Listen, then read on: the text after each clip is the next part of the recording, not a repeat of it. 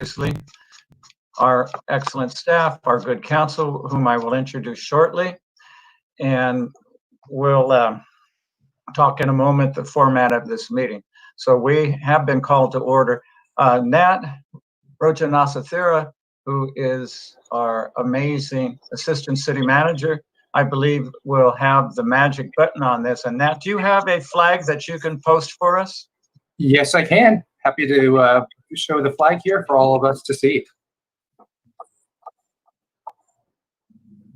Well, then I'll ask everybody to join me in the Pledge of Allegiance.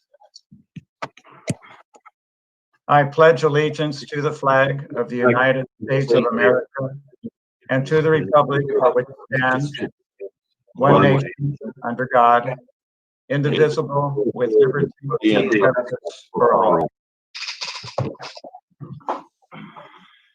Thank you, Nat. All right, well, I think we all know that our topic today is our upcoming budget. The fiscal year expires at the end of June, and we have to prepare for the upcoming fiscal year in the context of COVID-19 and the devastating hit to our budget, the state budgets, all of the states, as well as the United States, well, and worldwide budget. So the study session's an opportunity. No decision will be made. It's a chance for our city council to gather as much information as we can. We're going to have a very extensive staff report, following which we want to give our council plenty of time to ask questions, no votes, things that you'd like to bring back, maybe some direction of what you would like to bring back. And then at the end, we'll ask to see if there's any public comment. And we will have this on our city council agenda for deliberation, and that will be our first Tuesday in June, at which time we invite more public comment. In the meanwhile, it would be my heartfelt request that any of our employees, our wonderful staff, all of our residents and business communities, if you have input, if you have thoughts about our budget, please write us in the next week or so, because the more information we can get early on, it will help us to make our decisions.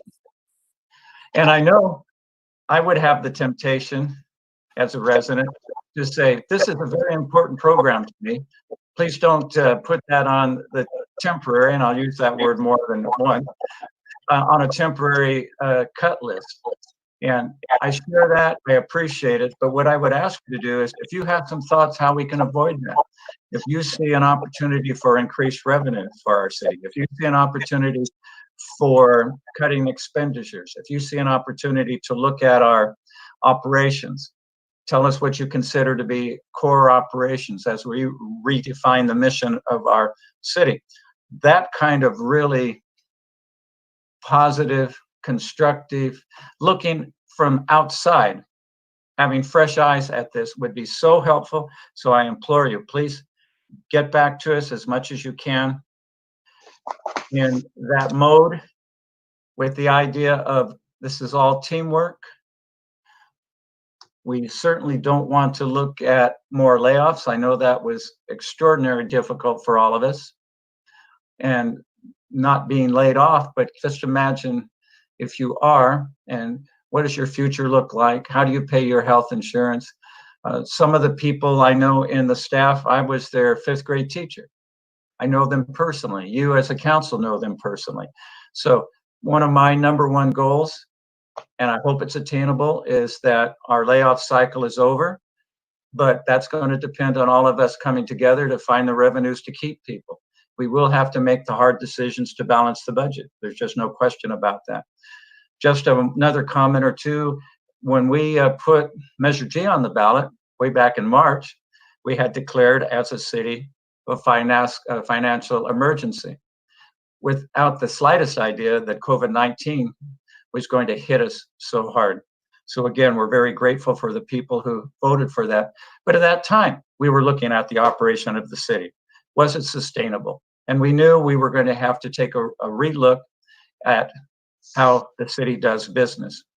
We still have the rising cost of PERS, pensions for former employees. And with the stock market fortunately leveling out, That's not quite as overwhelming as we anticipated a while back, but we know how mercurial the stock market is. And so that's still looming out there. We're looking at $100 million plus in capital renewal.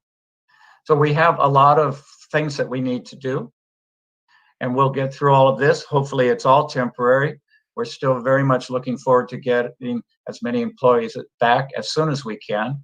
And on a statewide level, you probably know that Tuesday, the Board of Supervisors sent a variance of attestation, which means they've attested that the county is ready to have an earlier opening on phase 2.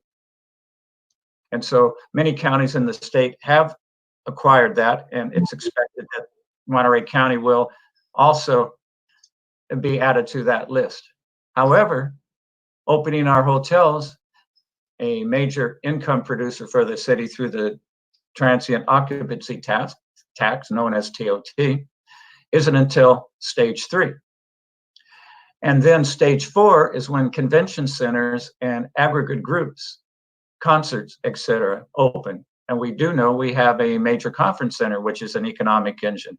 And we're looking at that in stage 4. And right now we're not even out of stage 2. So putting all of that in context, we have a difficult task ahead of us.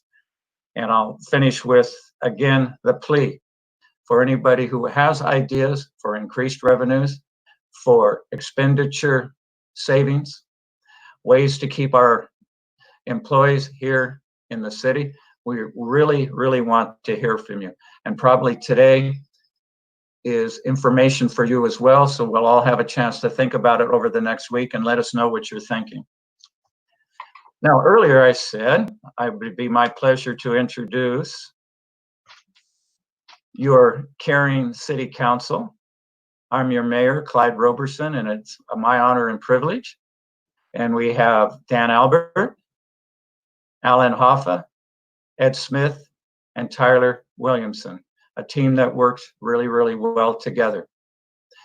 So I'm going to turn it over now to our city manager, who's done a very impressive job of bringing his team together. And again, there's not one person I was going to say in the room, there's not one person participating in this meeting who wants to make cuts. But ladies and gentlemen, we have really no other choices unless Congress passes CARES 4 Act, which would send money to local small governments and states. That's stuck in the Senate. We don't know if that's going to go anywhere. Can we expect state and federal assistance at this point? I honestly don't think we can count on that. So that puts us really on our own resources and our own ingenuity. Mr. City Manager, the floor is yours. Thank you, Mr. Mayor. Thank you for the great introduction. Council members, what we are doing in the next 35 to 40 minutes is we are presenting to you our thoughts and our concepts for fiscal year 2021. We ask you to please hold your questions during the presentation and ask those questions immediately following that presentation.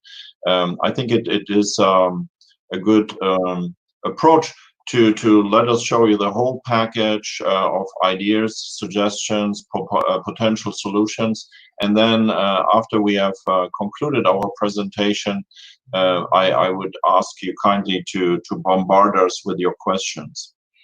Going forward, this afternoon we are presenting to you a package of solutions that are caused by a very severe budget shortfall, and we have to address this budget shortfall with a variety of measures.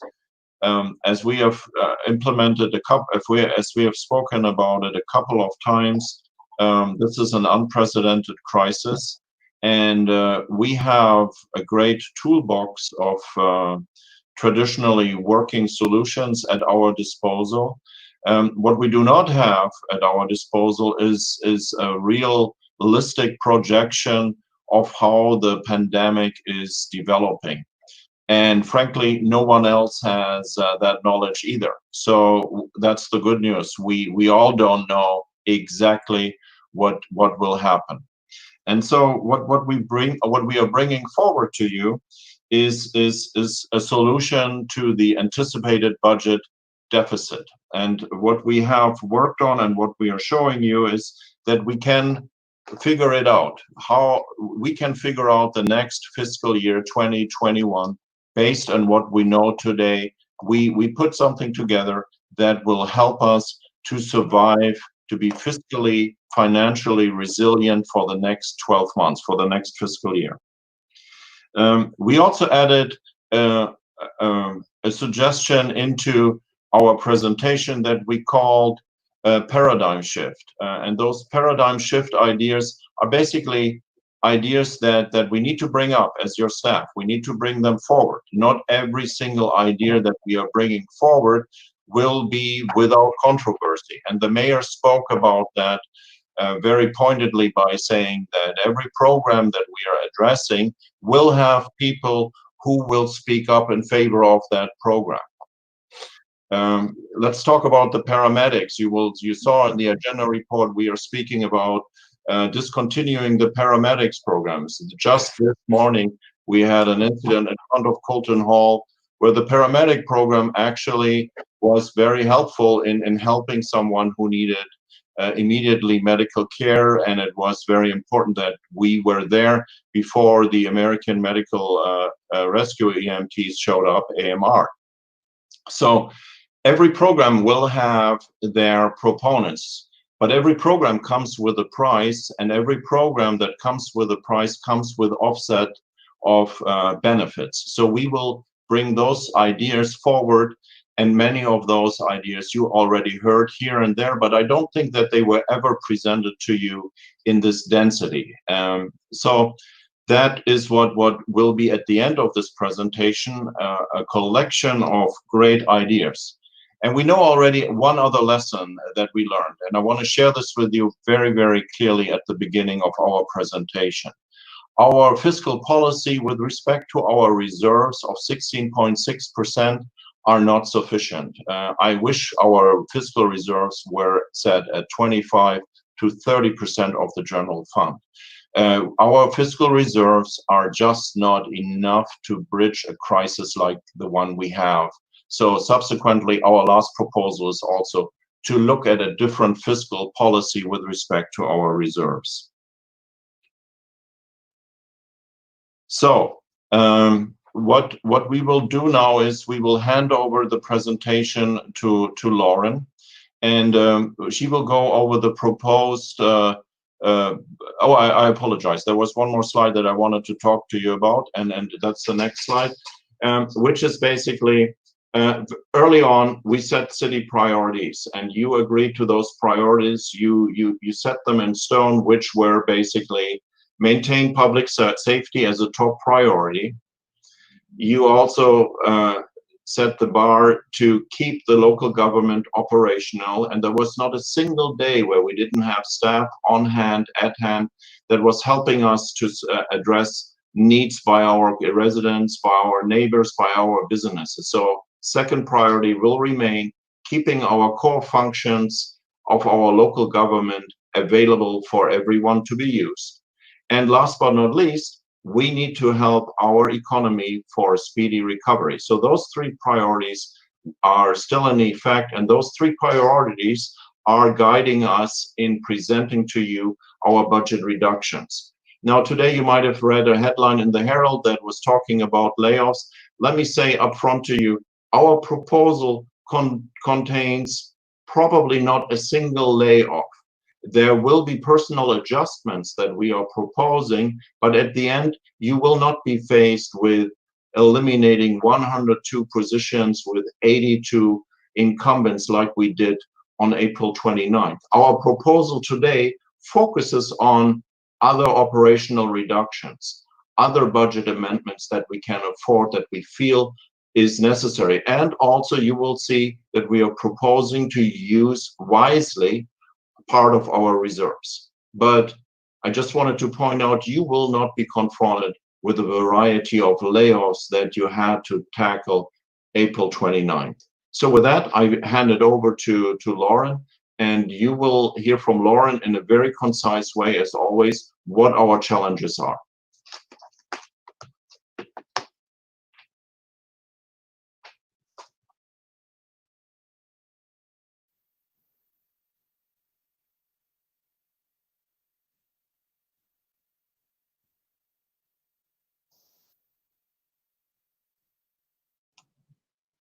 Is Lauren muted?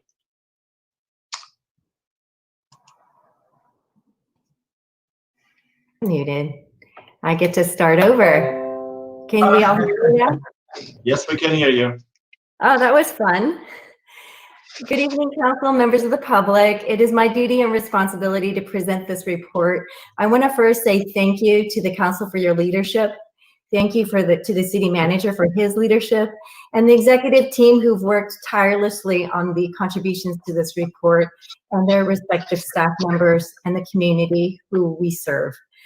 The content in this presentation is going to be abbreviated and high level. The staff report goes into a lot more detail. We're going to keep it brief and look forward to the robust questions and answers. And we anticipate several future meetings with the council to vet out what we want to do going into the new fiscal year. Fiscal overview. This slide, I think, is very telling. COVID-19 over 2 years. We anticipate a loss of $31 million. We ran several scenarios. Scenario A, which is what we're calling Scenario A, assumes that we have significant easing of shelter in place effective June 1st, which is right around the corner. Then we have Scenario B, which assumes that COVID-19 has a resurgence in the fall. And so what we presented to council and what the departments have worked on is what we call an average scenario, where we took those two extremes and averaged them. That average yields that for fiscal 21, we will have an estimated general fund loss of $18 million. So we have a fiscal 20 loss of 13 million and a fiscal 21 loss of 18 million. So the sum of the two is 31 million caused by COVID-19 alone. Let's talk a little bit about tourism. Tourism is our main industry within the peninsula and certainly here within the city of Monterey. It represents over 35% of the general fund's budget, 62% of Measure P, which goes towards streets, 100% of NCIP, which is a variety of citywide projects, Thailand funds, parking fund, and a number of other funds. The slide before you is the TOT, or the hotel tax, as it pertains to the general fund. We're not showing the NCIP portion. This slide is very telling. It shows us the fiscal year 14 through fiscal year 19 actual TOT revenues. And as you could see there, it climbs from, $17 million all the way to about $22, $23 million a year. As the economy was recovering and hospitality was growing, our general fund tax revenue from hotels and tourism also grew. Unfortunately, the next two columns are the COVID-19 impacts. The yellow column is fiscal 20, which is projected to have a decline of 30%. And the orange column is fiscal 21, which is estimated to have a decline of 40%. That's staggering, and it's very swift. We also thought it would be relevant for the purpose of this discussion to determine fiscal 21's projection of 13.3 million. What is that relative to the general fund? It's relative to the fiscal 2005 level for this revenue. So that's taking this revenue back 16 years in terms of our organizational operating revenue and costs. That's important because it sets the table for the magnitude of how much we have to re-examine our operations. Importantly, in our discussion this afternoon is to not lose sight of the priorities and the policies. We are all very passionate about the programs and serving the public, and I want to make sure that we at some point can navigate the big picture of the challenge at hand. So what we've offered to you is a menu of some strategies. In particular, this concept of paradigm shift, where COVID-19 is really causing us to think of things as go big, go simple, go broad, which is a Harvard professor's concept by Jason Furman. We will be looking at re-examining our operations and what we feel are really our core operations. We have embraced this concept of the structural deficit being balanced by ongoing revenue, and in doing so, we look towards Measure G to solve that problem. As the mayor said in the opening remarks, we have a pension liability challenge. Many jurisdictions within the state of California do. That challenge increases because of what's happening economically in the investment market, and CalPERS being one of the major investors in the United States. In addition, our facility funding for capital improvement, we already knew we were underfunded. So we don't want to lose sight of addressing these issues in light of COVID-19. Our fiscal health response plan, which was launched in 2017 and really took a lot of more momentum in 18, 19, and 20, we have a very important concept called core strategies, C-O-R-E, and we will weave those strategies through the proposals later this afternoon. Change the way we do business, look at operational reductions, revenue enhancements through tax, fees, cost recovery, and last but not least, employee concessions. How do we have labor contracts that retain, recruit talent and is financially sustainable? Economic Uncertainty Reserve is an important tool in fiscal sustainability. It's our rainy day fund. We currently have $13.7 million, or 16.6%. That represents about 2 months of operations for the general fund, just so the public gets a sense of what that means. 2 months. So as the city manager said, 2 months is not really a lot when we're faced with a pandemic of this scale. But certainly in the portfolio of solutions you'll hear later, we are suggesting using some of the Economic Uncertainty Reserve to solve this problem. Also, we will have strategies and solutions that are one-time versus ongoing. So I'll take a minute to explain that. One-time solutions will infuse one-time dollars, whether it be revenue or expenditure reductions. Those infusions of dollars are not naturally going to recur in future periods. We will also have ongoing solutions, maybe a tax revenue or a fee amendment or an ongoing reduction in a position. Those will yield ongoing savings year over year. So the solutions will be a collection of one-time and ongoing solutions, so that way we can solve this strategically. Priority-based strategy. It is very critical as we navigate with the speed that we need to navigate, to be mindful of what is urgent and important to this community. Last but not least, labor negotiations. Our labor cost is 78% of our general fund, and with that, we need to continue to actively discuss solutions and partnerships with our employees to help solve this financial challenge, to reduce the amount of program cuts that we have, that we're facing, and to also reduce the amount of layoffs that we will have to implement. Some of us like an illustration, so what I just said verbally and in text is illustrated here in this mind map that the city manager put together. The lower part of it, which is said as pre-COVID-19 existing deficit. Previously, we talked about 3 years out being a $2.8 million deficit, 3.8, and 5.2. You could see there on the side that our sales tax measure G is going to be, we hope, the solution for that financial challenge. Certainly COVID-19 reduces that a bit, but we're hoping that a lot of that will be addressed with the measure G revenue. If you look just slightly above that, we have the COVID-19 revenue losses. And in this budget process, what we're suggesting is the continual effort around the fiscal health response plan core policies. In addition, tapping into our reserve, which is very important in solving this problem.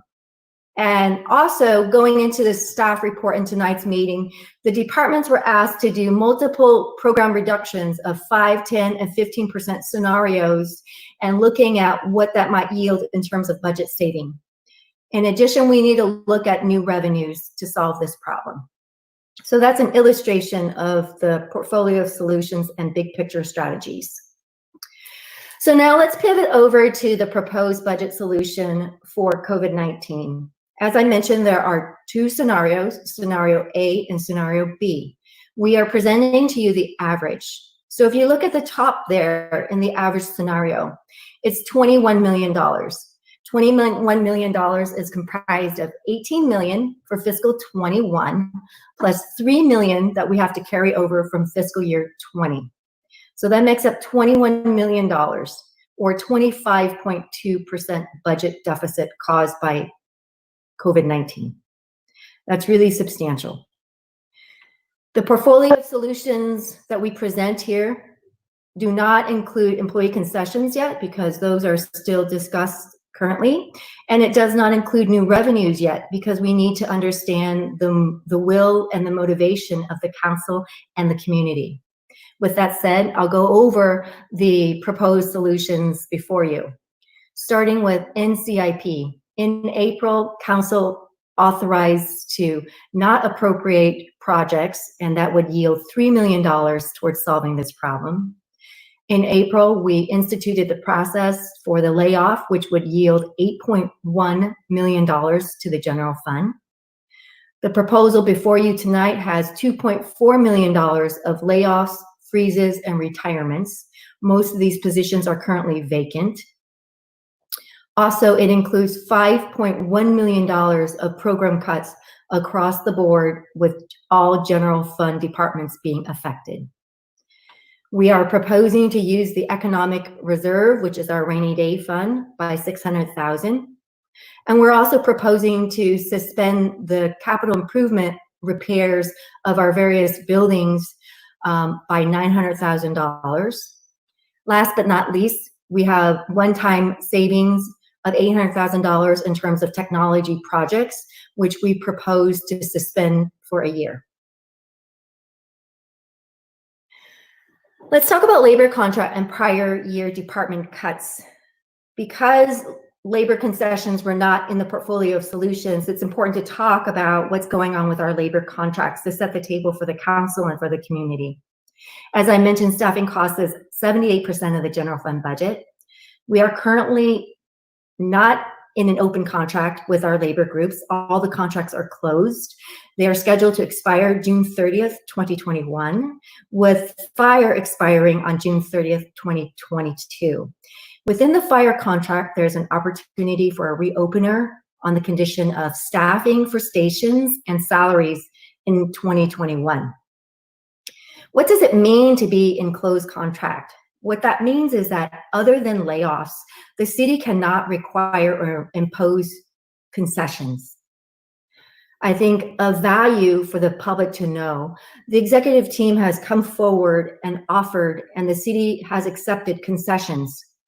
Those concessions made by the executive team has been able to contribute $1,000 of severance to 81 employees temporarily laid off.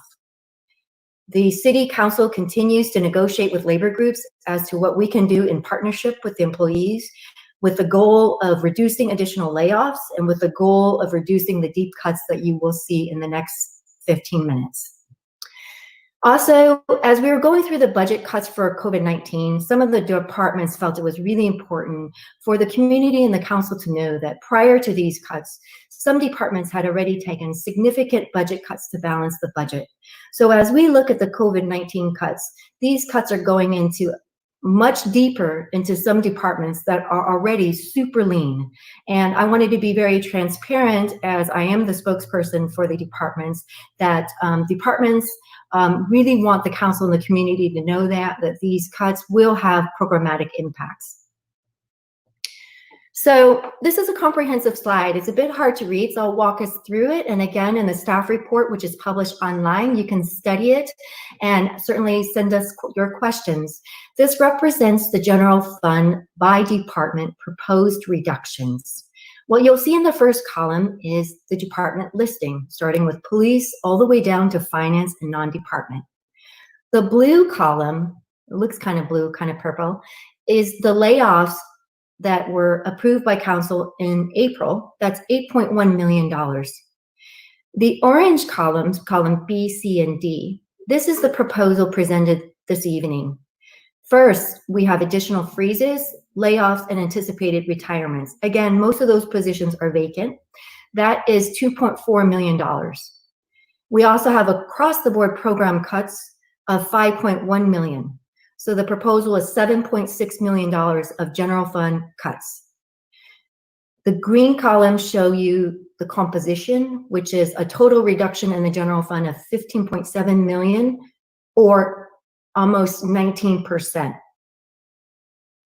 Next, what we're going to do is present in brevity the departments and then move into the strategic ideas that we're hoping council can give us feedback on. So for the city manager's office, we're proposing 22% reduction, or $330,000. That will consist of 2 full-time positions and a part-time position, and also include eliminating travel, meetings, dues, supplies, and contract services. For the city attorney's office, we are proposing a 5% reduction, or $56,000. This will not effectively hinder the department, and this percentage represents amounts associated with litigation costs. These matters will still be handled by in-house staff. And importantly is that the city attorney's office does not have professional service budget, and therefore there would be no commensurate cut. The finance department is proposing an 11.9% reduction. We are proposing $361,000, or 2 full-time positions. We are also proposing a reduction of professional services, supplies, travel, and training. This will anticipate having a negative impact on revenue administration and collection. We also anticipate an impact on internal controls, Army reimbursement billings, and project accounting. With the Human Resources Department, we are proposing a 5.5% reduction, or $44,000. We are eliminating travel, conferences, and dues. We will also need to modify the recruitment process in order to stay within the reduced budget for recruitment costs. This is a blended department. We have a department that is the city clerk and the Information Resources Department. This department we are proposing to reduce by 26.9% of the general fund budget, or $190,000. We have a summary of the general fund positions and also the internal service fund positions listed there, a half city clerk within the general fund, and a number of various other positions within the technology internal service fund, in particular 1.5 positions there as listed. The concern we have here is that this may impede our strategic planning and project management, and projects will be delayed on the technology front. We will need to rely more on outside network security and maintenance if we do freeze one or more of these IT positions. And we will have a reduction in our GIS administration and support of some of our legacy systems in particular. In the police department, we are proposing an 8.2% reduction, or $1.6 million in the police department. This would include freezing or delaying the hiring of 6 full-time positions and 6 part-time positions as delineated there on the slide. We are proposing to reduce training, forego vehicle replacements, forego the lateral hiring bonus, reducing overtime costs where we can, and unfilling the jail staff position. This will have an impact on the 1-year police hiring cycle pipeline, and it will also reduce police services in the areas delineated before you. In the fire department, we are proposing a 6.2% reduction, or $1.4 million. This would entail 3 full-time positions and 3 part-time positions. This proposal will significantly reduce services in the areas of operational support, emergency preparedness, and partnership relationships such as mutual aid. This will impact our training program, and we are also looking to reduce or eliminate budgets for services, supplies, travel, meetings, and dues.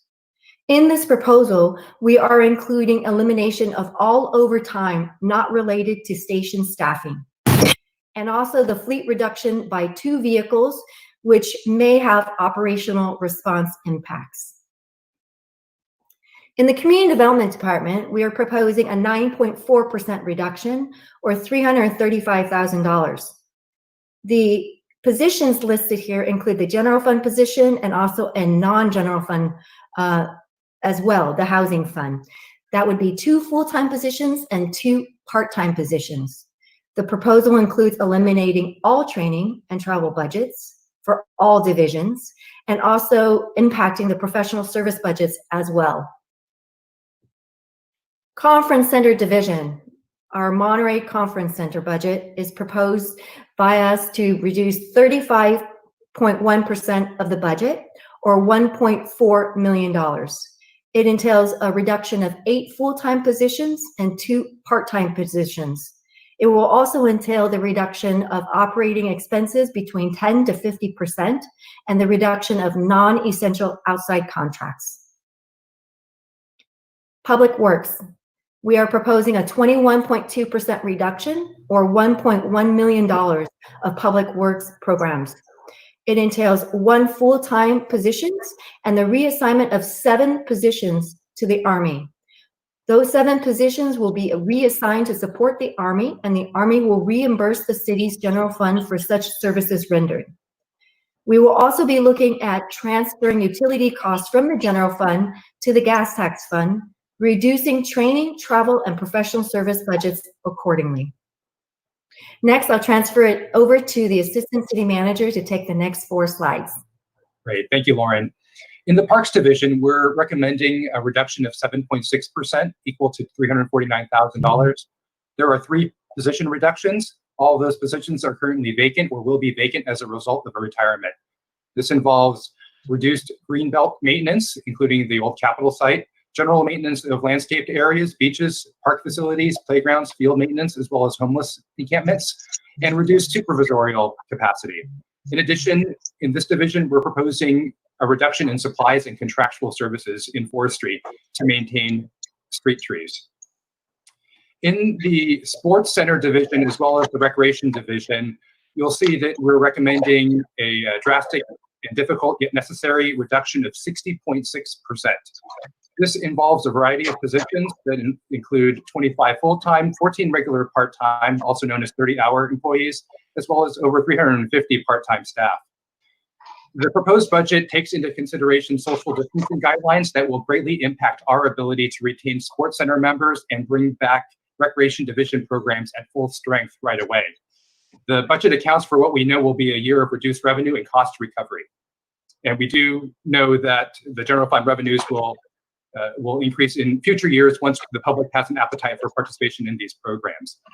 The Recreation Division specifically accounts for the reopening of Hilltop Park Center for health and safety restrictions with reduced hours and programs to include preschool and contractually taught classes.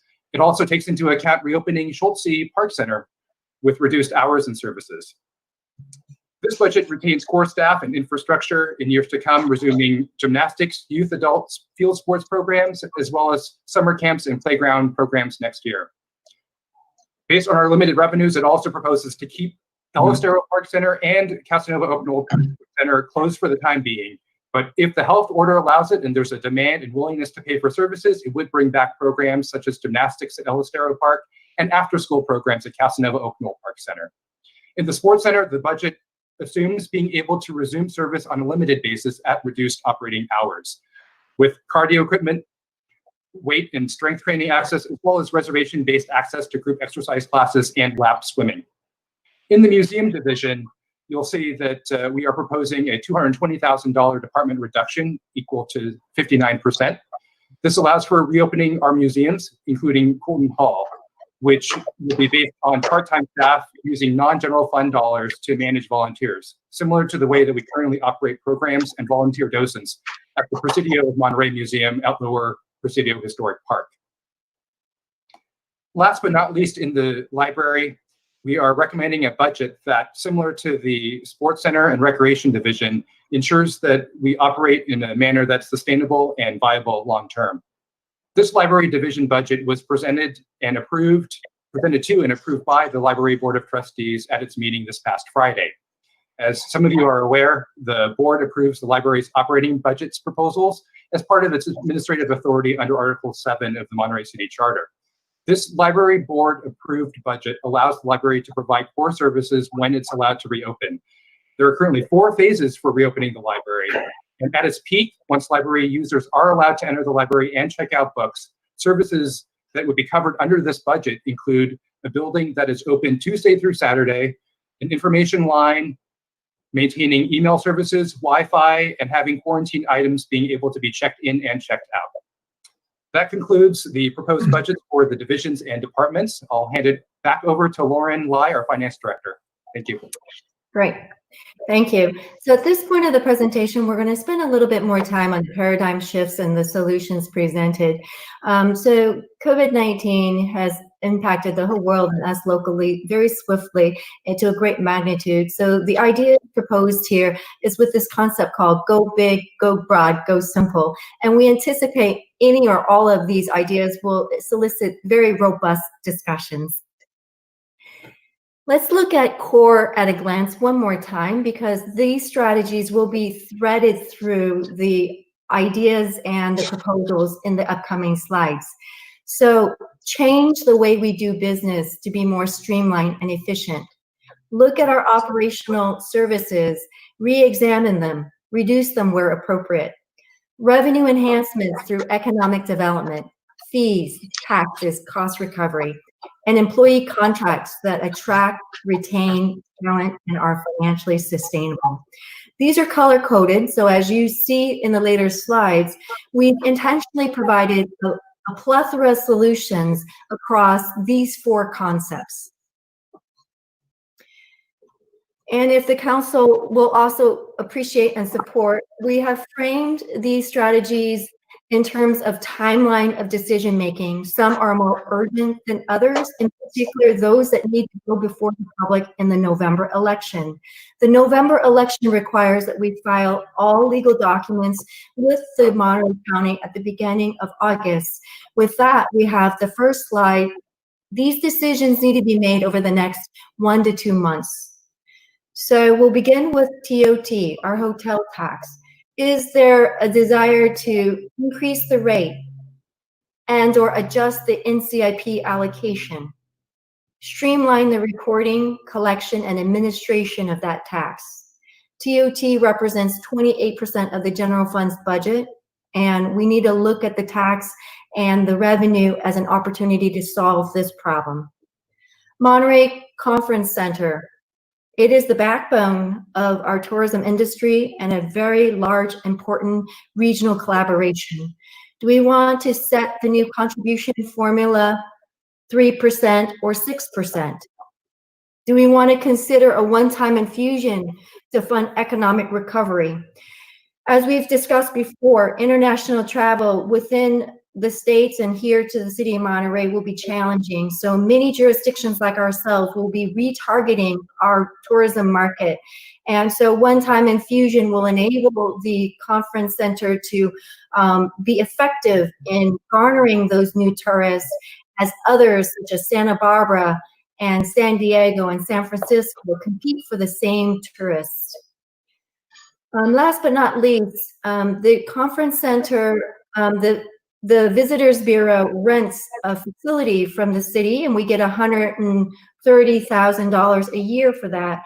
Do we want to consider a one-time forgiveness of that revenue and possibly assist in that way? Binding arbitration. With our public safety labor contracts, we have binding arbitration, which poses opportunities and challenges within our labor contracts. Is there a desire by the council and the community to put this before the November elections to see if we'd like to propose changing our city charter as it relates to binding arbitration? Continuing on with the decision-making items that are 1 to 2 months. We have a good contract with the Monterey City Disposal Service, who provide excellent services for refuse and solid waste hauling throughout the city of Monterey. Would we like to renew that refuse contract and also consider increasing the refuse rate and therefore the general fund revenues? We could also consider consolidating some of our employees that are working throughout multiple decentralized facilities. The consolidation of facilities will, in essence, help us reduce overhead costs such as utility, technology, and infrastructure costs. Moving on to core strategies that are 2 to 3 months in terms of timeline. We're proposing cost recovery analysis and fee increases. There are a number of fees that we could establish that are new to offset existing costs, such as technology, such as credit card fee, such as facility surcharge fee. What's also popular in some community is the medical paramedics response fee. Do we want to consider emergency services, such as discontinuing this new paramedics pilot program? And as I mentioned, exploring a fire medical response fee. We've talked about in our last couple of budget sessions this concept of exploring outsourcing some of our services. We're familiar with it in the concept of urban forestry outsourced. This item before you encourages us to explore it further in other areas of city operations. And we've listed some, which is the conference center, Veterans Memorial Park Campground, the harbor, marina operations, and custodial services.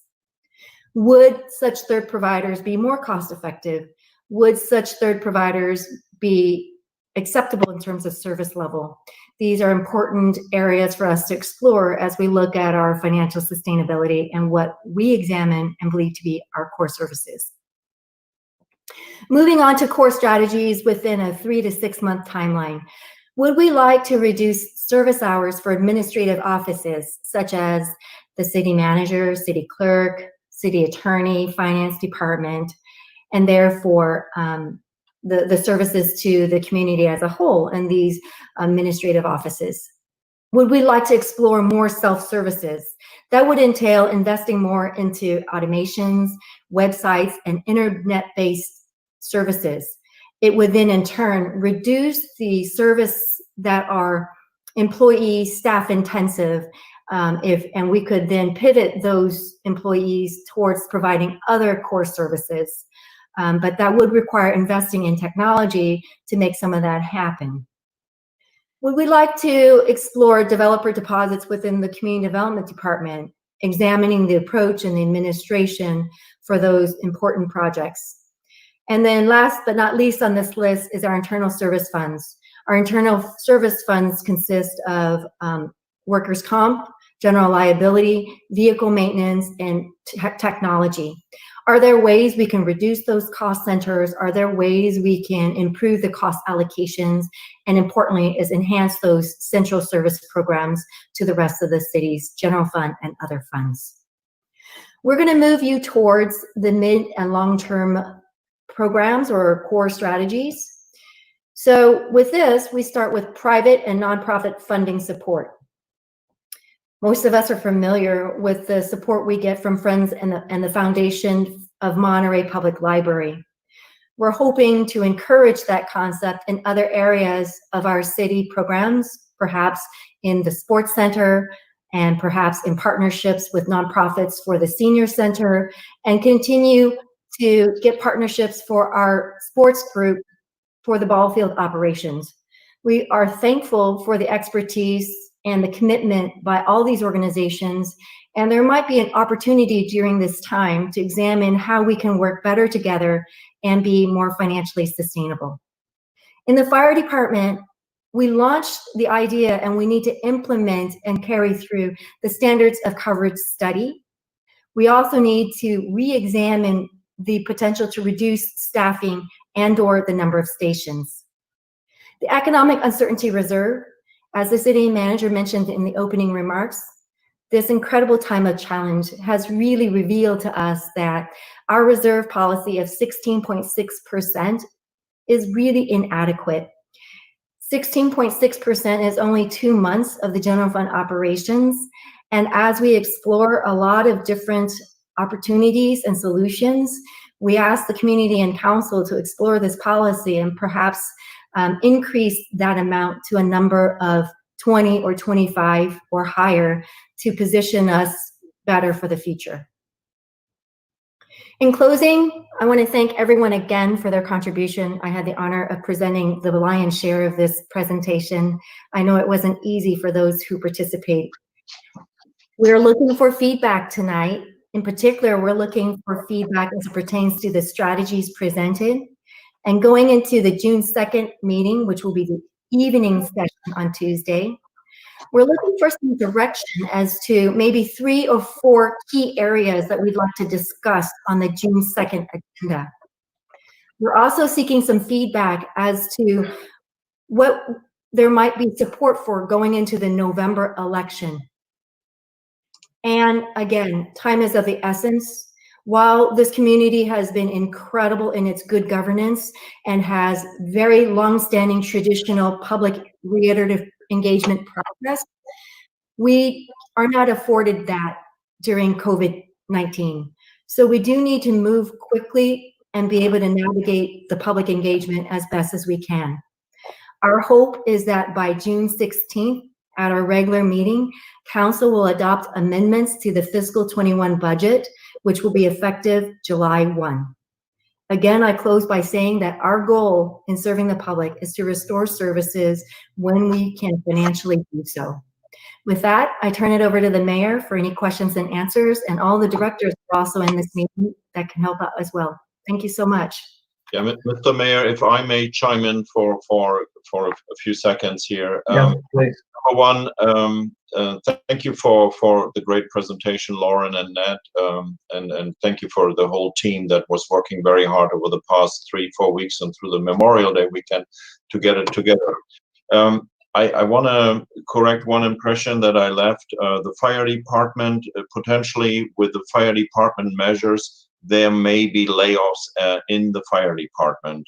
Potentially, you saw we wanted to had several positions there, the assistant fire chief as a layoff and the training officer as a layoff. So depending on the bumping there and the personnel movements, there might be layoffs at the end. But here's what is important also to state. The COVID-19 pandemic is a wake-up call. It's a wake-up call for our finances. It's a wake-up call to reestablish our core services. And also, while we started with the TOT as a suggestion in the beginning because it's time sensitive, we cannot tax our way out of that situation. The TOT adjustment will help us to restore the core services and will help us also to figure out how we are going into the future with what type of quality of services. But we still need to use the COVID-19 wake-up call to get our house in order. And it's a multi-leveled approach. It brings up a lot of topics that we kind of all knew and understood, but we were always very shy about to speak about it. But these are now being brought forward. And it's brought forward to say, here are the topics, and it's up to you, council, it's up to you, community, it's up to you, stakeholders, to tell us what you want to go forward. Now, another very important aspect, we are putting all our cards on the table, for everyone open to see, for everyone open to discuss. At the end, it will be a process that will allow us to decide what we are using, what are we going forward. Last but not least, there is simply not a time to go through an iterative process for all topics. What I mean by iterative process is if we are starting to discuss, do we want to use that service level or not? It can take the city of Monterey 2 to 12 months to discuss that with all stakeholders and weigh all the arguments. So while we can do that in certain areas, and we saw that we kind of time-coded it and gave you the time deadlines, for other things, this iterative process is really not something that we can do if you want to establish financial resiliency over the next 12 months, not knowing what the outcome of the pandemic will bring us. So with that, I think we presented to you a budget that still maintains our core services, including recreation, including the sports center, the Schulze Center, including our library.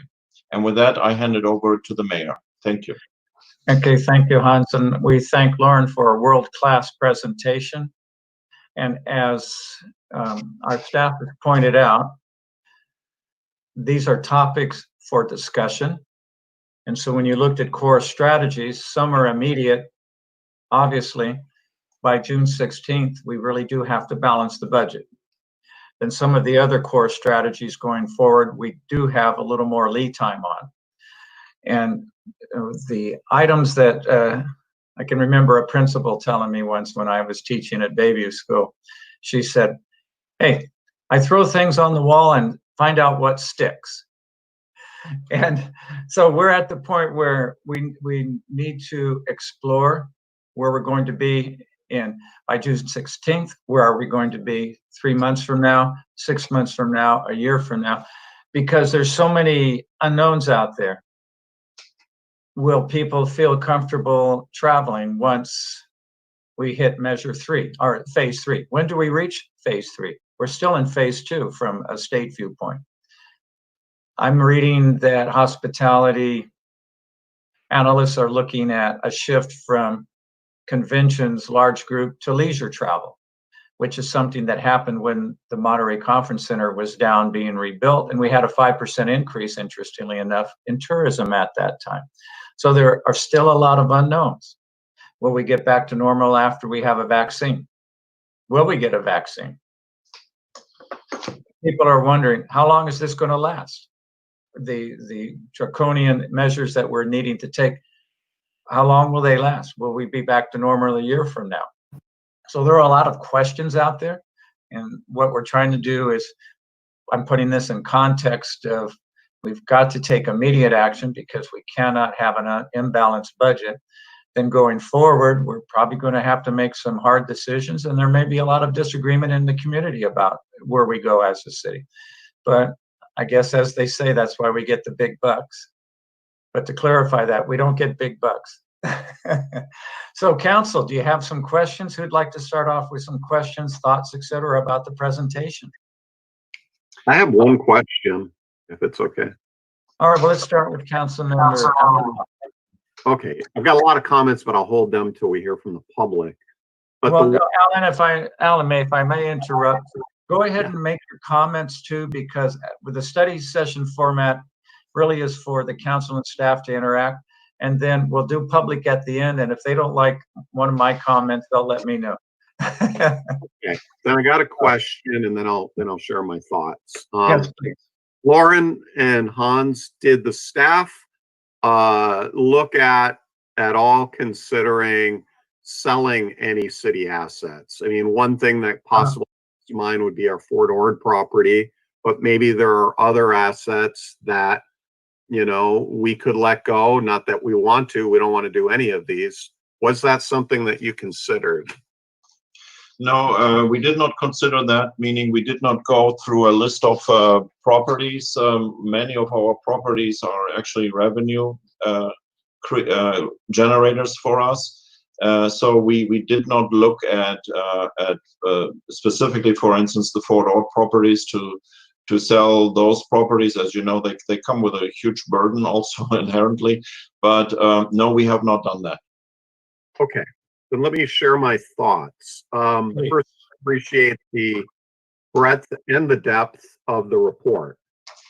And at this time, I'm going to keep my mind open. I think that's important just because of how serious this is.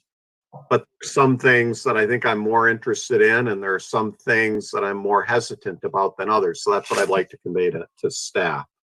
I do think it might be worthwhile looking into whether we might be able to sell certain assets.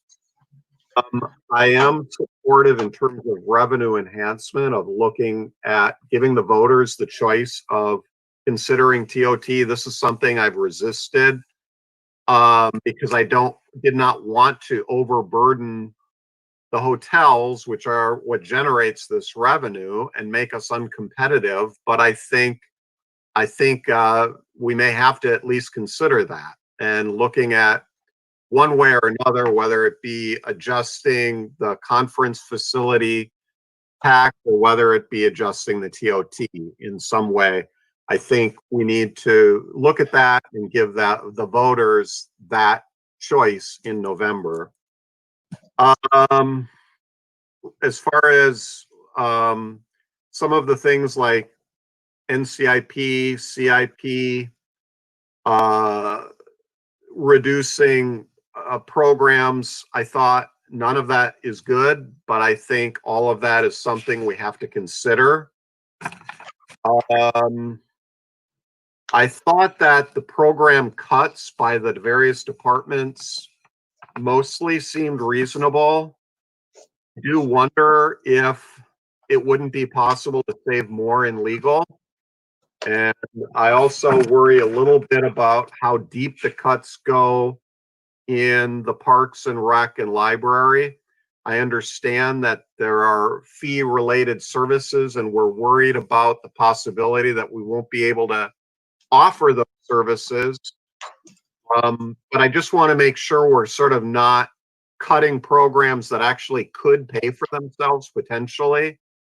So I want to make sure we do due diligence there, and we're not just cutting because we kind of think it's not important. It is important. And I think in many cases, some of those programs may be able to be self-supporting. So with respect to binding arbitration, I don't think that is something that I want to look into trying to change the city charter. And with respect to the Monterey City disposal and whether we could adjust the franchise rate, I'm not really sure what's involved in that or what the cost benefit is, but I guess I'd be interested in hearing more. With respect to charging a fee for fire or medical services, absolutely not. Don't want to hear it. The public, our residents already pay a lot in various taxes to support our fire department. I just don't think that, you know, somebody has to call. You don't want people thinking, oh, should I call the fire department? Oh no, I might get a $2,000 bill. That's something we need to figure out a way to provide, and it should be built into what we do. Now, as far as other cost recovery and fee increases for programs, again, I'm open to hearing, but I think when it comes to basic public safety, you don't charge for that. That's my feeling. When it comes to the paramedic program, I've always, again, been very supportive of that because I think it could save lives.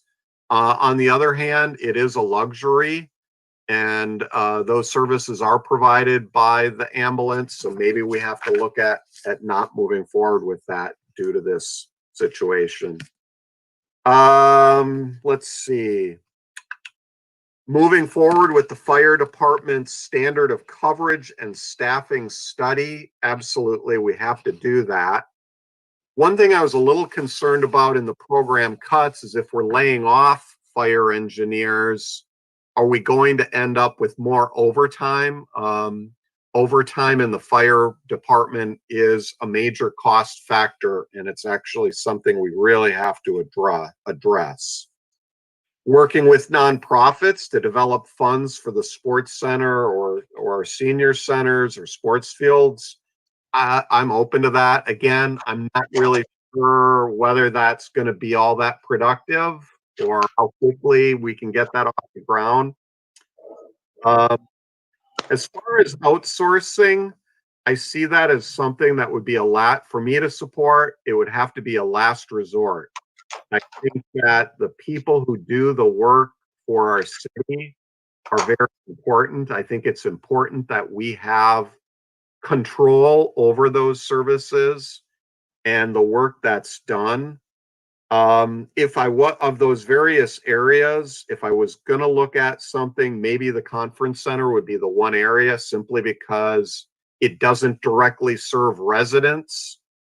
But like the harbor and the custodial services, if our custodial services were not up to what our public expects, I think that we would hear about that. And a clean city, having a clean city is very, very important. And I would worry about a contractor cutting corners to make their profit, and then the public would not be very happy. I think I've kind of covered most everything, and I'll listen to my colleagues. Okay, oh, good, Alan. Thanks for your very worthy comments. Appreciate that. And that's exactly what staff wants to hear. And so who would like to share next, please? I'll go, Mayor. All right, Dan. Councilmember Dan Albert. So I have several questions for the staff. The first one, oh, by the way, thank you very much for the presentation. I think you guys obviously rolled up your sleeves and you presented a thorough analysis of our current and future budgets and quite a few possible solutions, if not some solid solutions. That's a very tough job for all our staff to do, especially getting all your information from your departments. That takes at least 3 to 4 to 5 weeks. I know that because I've gone through that. So it's amazing that you came back with such a detailed report on what your departments need and what they don't need. That was amazing to me, to be honest with you. I do have a question about the TOT. Are we basing our projections on TOT at the worst case scenarios for July, August, and September? Or how are we basing that? And that's the first part of my question. And the second part of my question is, when will we know how those TOT projections hold out? Will we know at the end of July, the end of August, September, so that we can adjust our budget? So that's the first two questions. All right, let's get answers to that. Hans, Lauren, Nat, who would like to answer that? I can answer that, Mr. Mayor. So as far as the TOT projection assumptions, it's consistent with our scenario A and our scenario B. We worked with the MCCVB, who's trending tourism throughout the city and also trending it relative to what's happening in the state. And in working with them, we had two scenarios. One is the reopening of the easing of the shelter in place June 1, and the other is the resurgence of COVID-19 in the fall. We took the average of the two, Councilmember Dan. Mm-hmm. As for when we will know how our TOT performs, one of the observations I made in coming here is that I noticed that our TOT revenue remittance is a lot more delayed than other jurisdictions. Other jurisdictions remit TOT within 10 days or 30 days of a month being closed. We are 2 months in arrear. So it's one of the things that I would like us to consider, because TOT is 28% of the general fund's budget. I can't give you the exact revenue the month following. I have to wait a couple of months because we remit 2 months at a time, and it's 30 days in arrear for those 2 month period. So almost 30% of our revenue, I can't even give you a weekly or monthly update on. Yeah. Okay. Yeah, that answers my question. It does.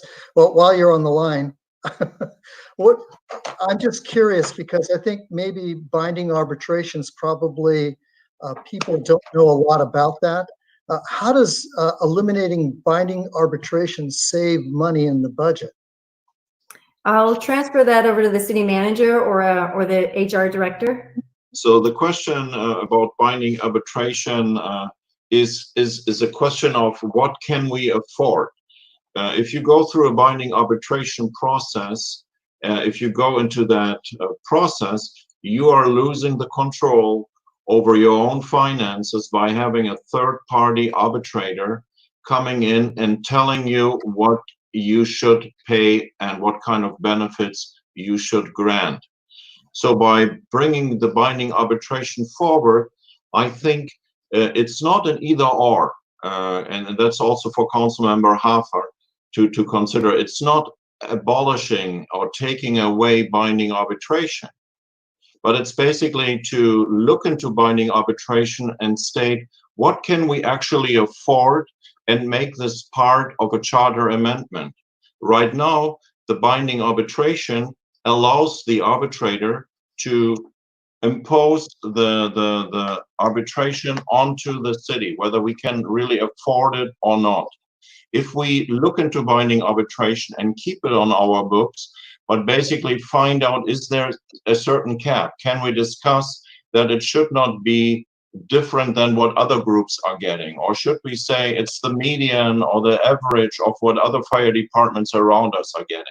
Right now, by itself, it is my opinion that we cannot afford to keep binding arbitration in the charter as it is right now, because simply we cannot afford it. Having said that, of course, it's the pleasure of the council what you like to tackle, but I think there is a healthy medium between keeping the binding arbitration and making it more palatable. Okay, thank you. You folks did such a great job at presenting that it was difficult for me to come up with some questions because it was pretty detailed. So let me just get right into my my comments if I can. For me, because I've seen budgets like this, not as a deep cut as what we are presented today, but for me, I would like to see a more a budget presented that has more of a worst case scenario to me. And the reason I bring this up is this way we can dial back our reductions as revenues play out.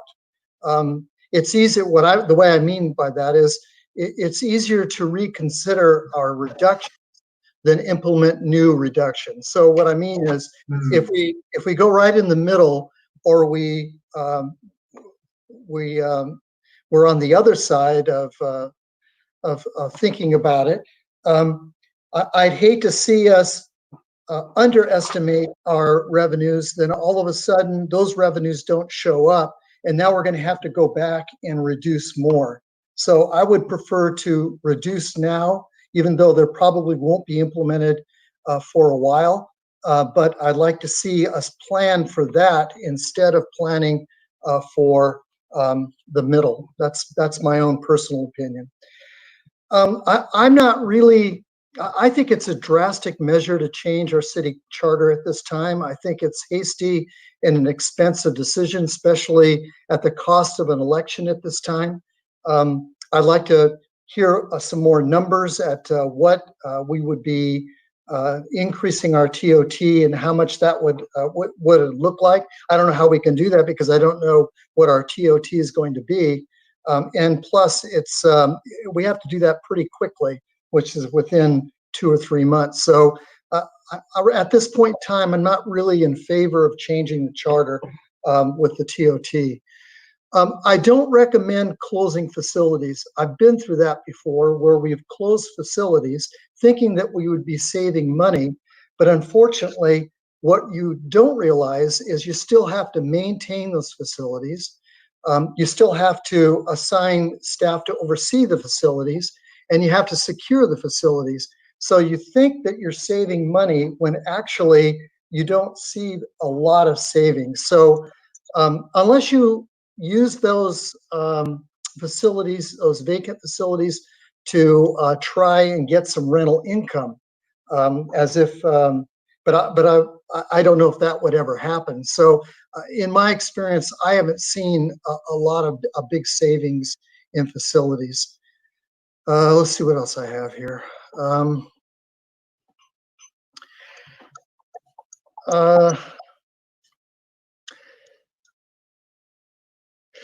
I think that these are very tough times to make these kind of decisions, especially with the format that we have, where we're making decisions on the fly, and the format for these decisions are very difficult for the community to see. So we make our decisions, and we must assure that we have enough feedback. And I'm afraid that making these decisions, we won't have the feedback that we necessarily should get from the community. So I want to make sure we have plenty of community input. So I'd like the staff to make sure that that's put in place. The last thing I wanted to say is that we're all working together on this solution, and it has to, like Lauren says, it has to be a team effort. And we won't agree, like the mayor says, on everything, But I'm convinced this council and the community and the staff will be able to solve the problems through compromise and agreement. And I think we'll see ourselves through this, and I hope that it's sooner than later. So I think that's all the comments I have, Mayor. Thank you very much for your wise insights. I know both you and Alan, who have spoken so far, have been through this cycle before. And Dan, you've been on the other end as a staff member looking at school closures, which is probably one of the most difficult decisions ever facing a staff and a school board. So we appreciate both you, Alan, and Tyler, and Ed, having been there as public employees. So we have a lot of empathy. We get it. So I thank you for that. Ed or Tyler, do you want to weigh in now? Yeah, I'll go if it's okay. Okay. Councilmember Ed Smith. Yeah, I've got a couple of questions, but first I want to point out some things so I don't forget just statements of going through the information. Great job, very helpful, and I'm glad we don't have to make any decisions tonight, because this is the kind of material that we really do need to sleep on it and continue studying and be prepared for next week when we meet. But very, very good start, first start for us.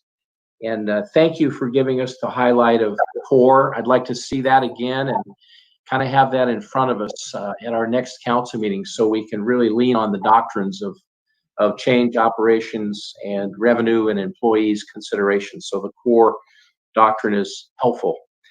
I want to go back and remind everyone that we have sunsets that do apply to past measures. Measure P sunsetted.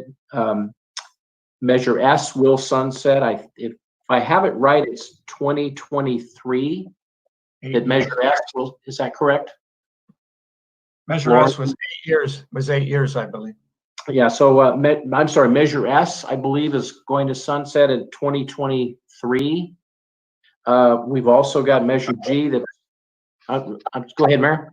I'm sorry, Councilmember Ed, Measure S was an 8-year extension. Okay, and that was a 2014 measure, was it not? No, my memory is fading on that. So I want to put that out there in terms of short-term, long-term impacts for our budget, to always think in terms of those are not forever dollars, and Measure G is for 9 years. So it's good that we have them, but we do need to make sure we remind ourselves that those are not forever. Got it. Also, I wanted to ask, what is the basis of the modeling for TOT on, I know it's scenario A and scenario B, and you offer an averaging scenario, but under the NCIP, under both A and B, it's listed as $3 million potential. But it would be less than that if our TOT occupancy does not recover appropriately. And those figures are not a certain figure, so we don't really know. But if we are calculating the scenario A and scenario B on a model, what is the model of the percentage of occupancy you think we're at if we're talking scenario A and scenario B, knowing that right now, we're not in phase 3. Hotels are not for free travel. It's only essential travel. We know we're about 15 to 20% occupancy. So what's the occupancy model you're using there? And I'm going to disappear from the screen because I've got to get a battery connected. Can you still hear the answer to your question? I can. All right. So Hans, Lauren, what are we projecting TOT at, with understanding that it doesn't, occupancy at hotels for general travel doesn't kick in until phase 3? I'm going to ask Jordan, I believe he's on this call, to chime in, and I'll ask him to keep the response to a minute. In introducing it, we've worked closely with MCCBB. They have a robust model that assumes month-over-month duration of occupancy plus also price compaction. So maybe, Jordan, you can give us a 1-minute response. Sure. Very good. Hello, Jordan. Welcome. Thank you, Mayor. Sure. As Lauren mentioned, we work with MCCVB, and their model looks at a 13-month duration with decreasing losses of occupancy throughout the whole duration of the 13 months, in addition to a 15% compaction for each of those months. So as Councilmember Smith mentioned, right now we have drastic losses in occupancy. So the model over those 13 months in the beginning months sees a much higher loss in occupancy and tapers down over those 13 months. The more drastic scenario B uses that same modeling, but following CDC guidance or thought that the disease would come back in the fall, resets another drastic couple of months of closed facilities and reduced occupancy, and then tails off again for the remaining piece of the 13 months. Thank you, Jordan. Thank you very much. So I wanted to continue moving through the list and just general observations. The transient occupancy tax, I think, is a real heavy lift. I do want to learn more about it. I have a concern that at a time when we're trying to prop up, hold up leisure travel and reactivate tourism, that we're doing the thing that may hurt tourism's recovery. I am interested in learning more from those that I'm sure watching tonight about a potential campaign, but I'm just feeling tonight as the first observation that that would be trouble, very hard. It's going to have to be a fast pace if we said yes to it now. I don't think we would have great support. And I want to learn more about it, but I'm just on the tendency, like Mr. Albert was, that may not necessarily help the rebound and the recovery in the market that we're exactly needing to recover fast. Under the conference center convention visitor bureau format, what one of the bullet points is set a 3% as a contribution rate, but down below there's also conference center potential partnership with the convention visitor bureau. And then there's also a third leg of that, which is the visitor center, which is revenue to us of about 110,000. So I'd like to hear more of those three in terms of how we can get to the appropriate partnership with the CVB that helps us in the strong recovery, makes sure that it funds our contribution to be able to have our eye towards the marketing model of faster rather than postponing this to a 2022 recovery. So I wanted to learn a little bit more about how we might partner with CVB to make sure that that's a robust marketing opportunity.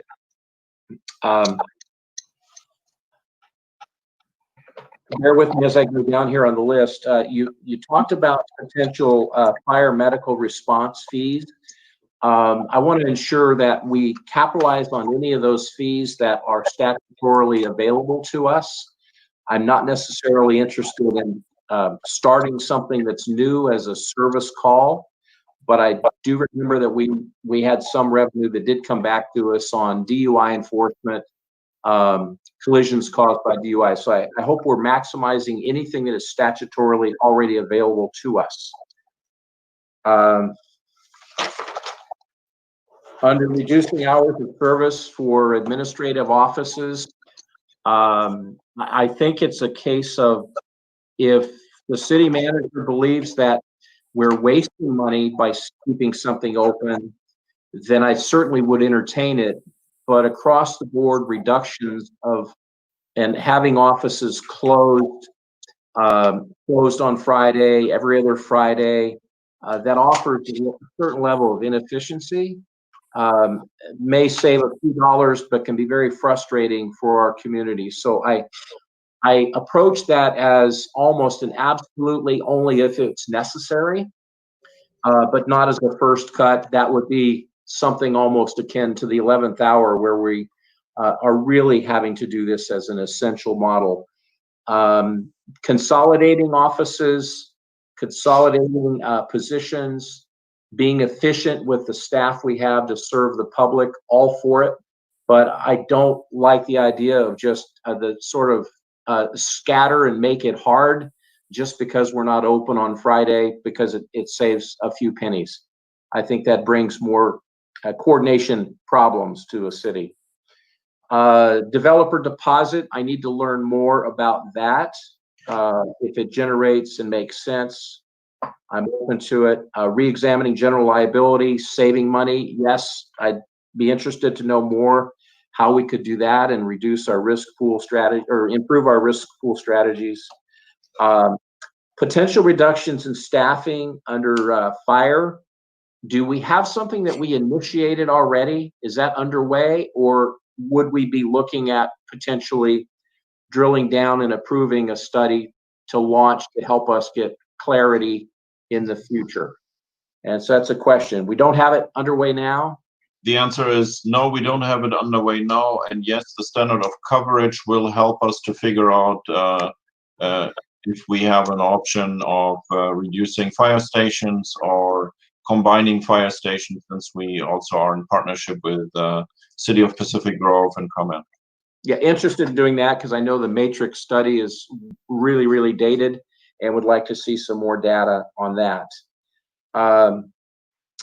Let's see. I'm very concerned about the exposure we have and not having the sufficient marketing power for the conference center.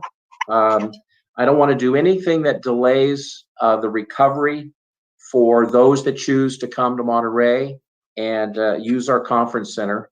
So anything that we can, if we spend a little, but we do get a good return on marketing, I'm very much in favor of that as well, because that helps in the rebound for restaurants, retail, hotels, puts people back to work. So I don't want to lose sight of, you have to spend money in marketing to get a return.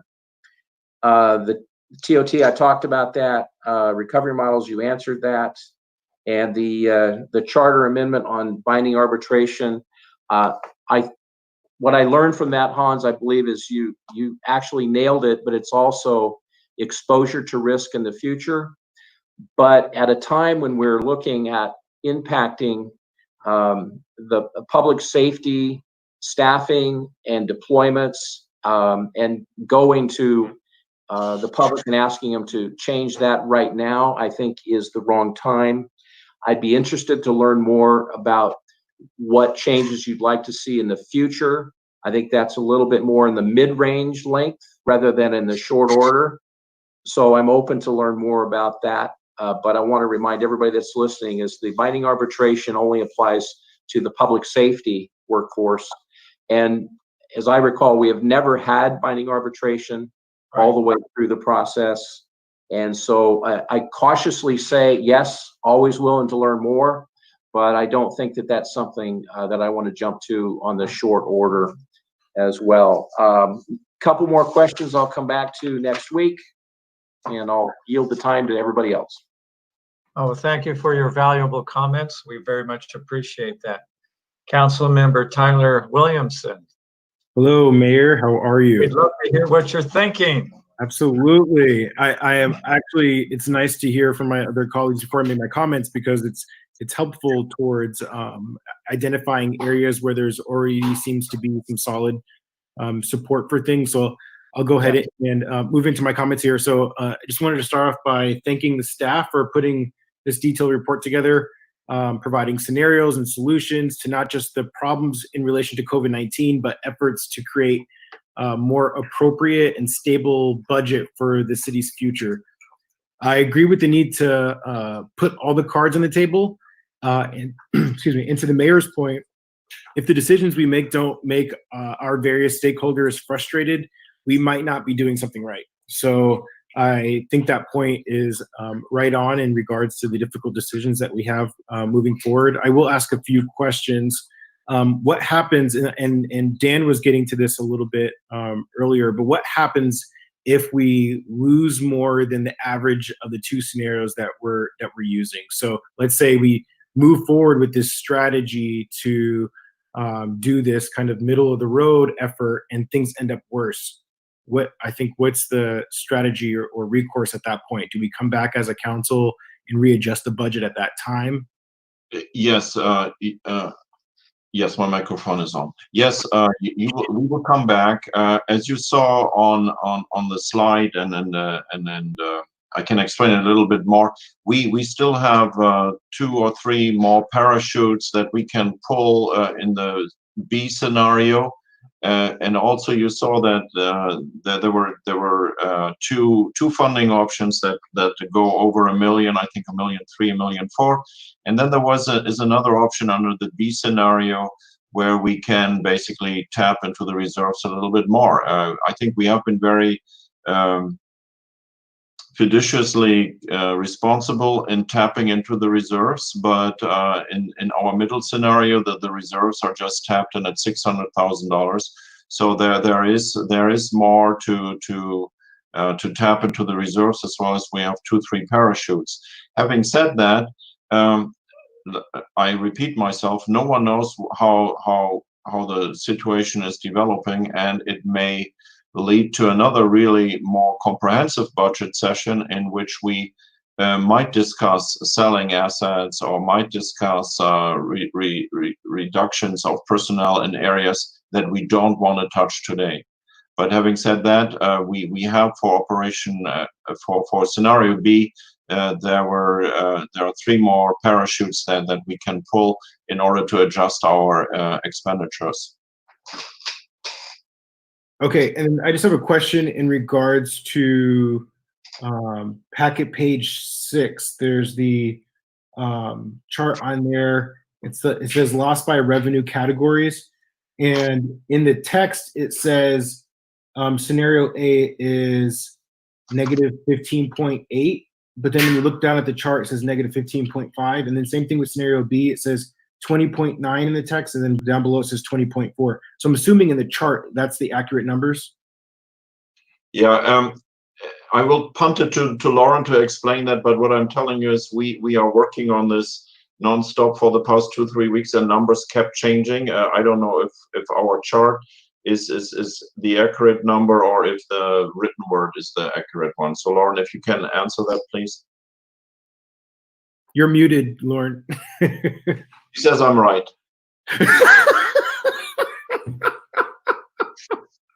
I'm still on mute. So yes, I would defer to the charts because there are formulas in there, and the city manager said it very graciously. We've been working on the staff report all the way up to publication. So thank you.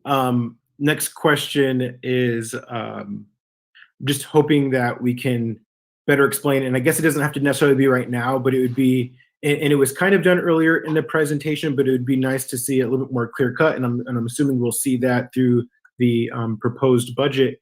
But it'd be nice to have better explanation for the program's cuts and other cost line item on page 8. And then also revenue solutions. I know that we talked about some and we're looking at some, but what those specifically are, it would just be nice to have those a little bit better spelt out. Sorry, I'm trying to look through my notes here.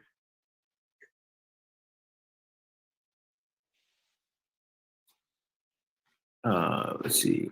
So I know that this can be burdensome, but and I guess it depends on how everything turns out, but it would be great to even maybe see an option C, a scenario C. So maybe we choose something between A and B that might help us better define a space towards Dan's point in regards to the need of going maybe a little bit something more, but maybe not all the way to the extreme. So I wonder if that's something that we can look at when we look at the next option next week.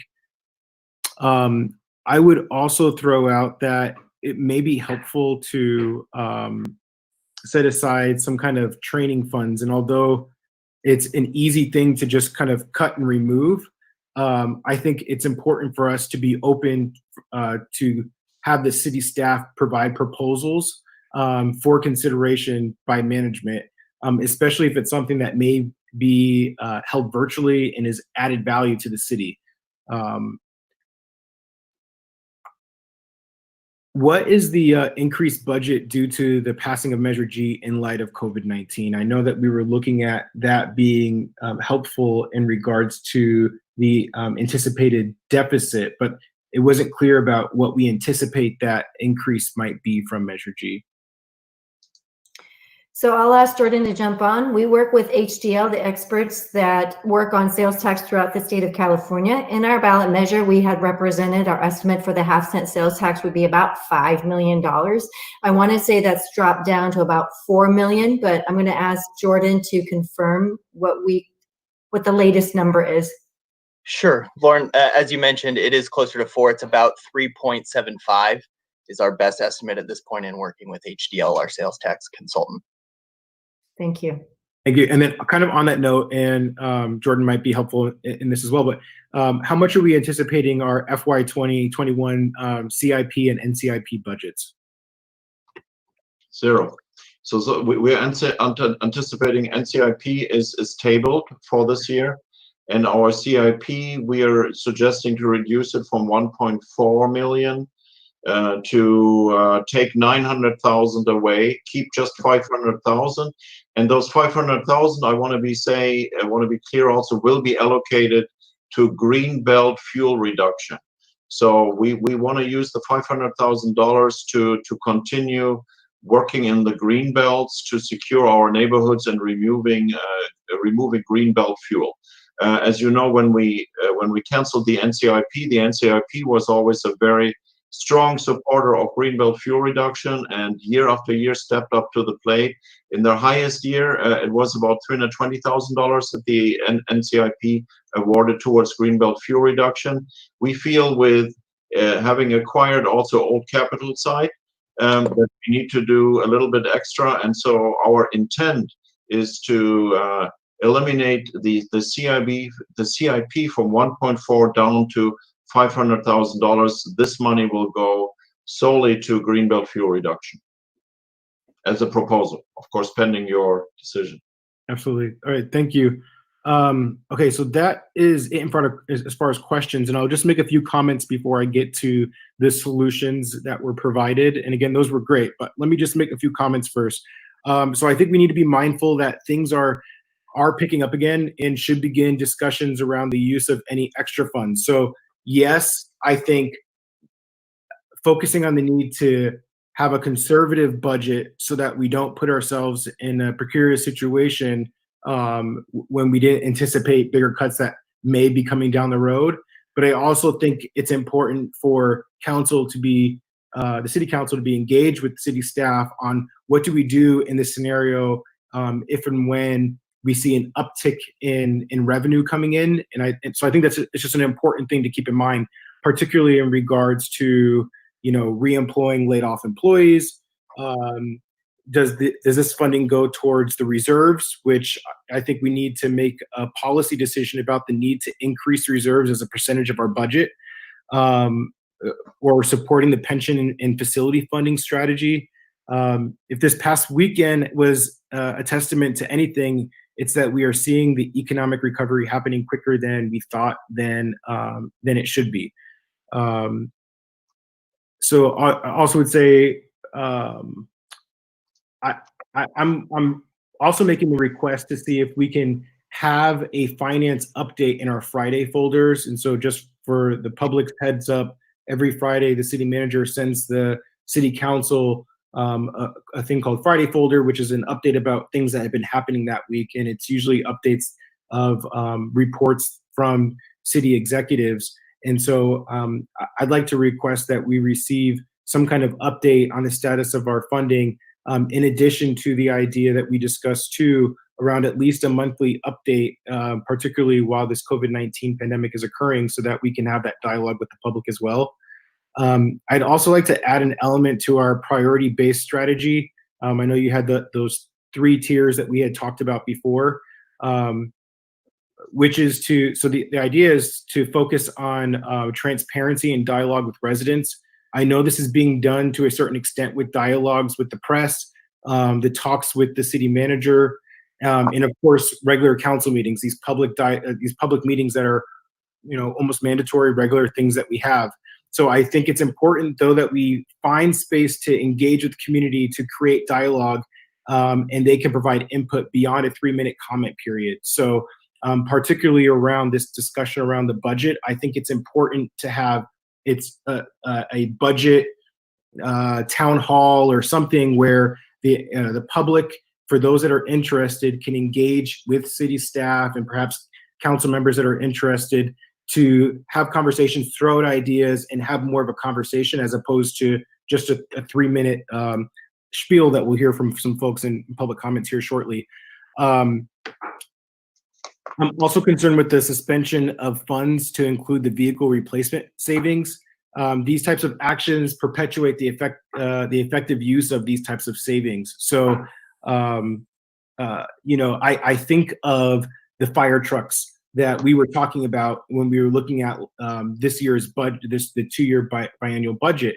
We're trying to figure out how are we going to find the funding for 5 fire trucks. Well, we have this savings, and I think we should be making sure that we're setting the appropriate funding aside as we are going along. And to stop that is only kicking problems down the road and creating difficult situations for future council. So I think that we should avoid removing funding from savings to all extent possible. So moving along to the solutions, just some other ideas that I had or I've heard before going into the ones proposed by staff. The implementation of a rental registry.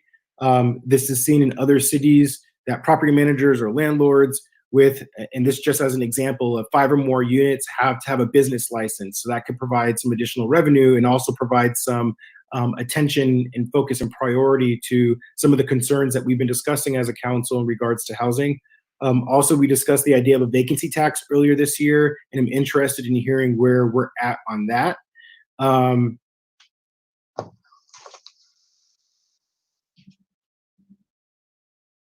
Skip this one. So also labor, we could develop an agreement with our workforce that guarantees employment with increased performance. Employees all the way through the lowest levels, and I've talked about this before, all the way through the lowest levels should be empowered to create efficiencies. They should be so embedded in the mission and feel so comfortable about not losing their job. If I'm not sure how we can do this, but I think if somehow we can get that into the fold when we're renegotiating contracts to guarantee these positions if they're performing, and really inspiring them to help create the efficiencies that might even eliminate their position. And so that would allow us to repurpose that individual. That's a huge asset to the public services that we're providing.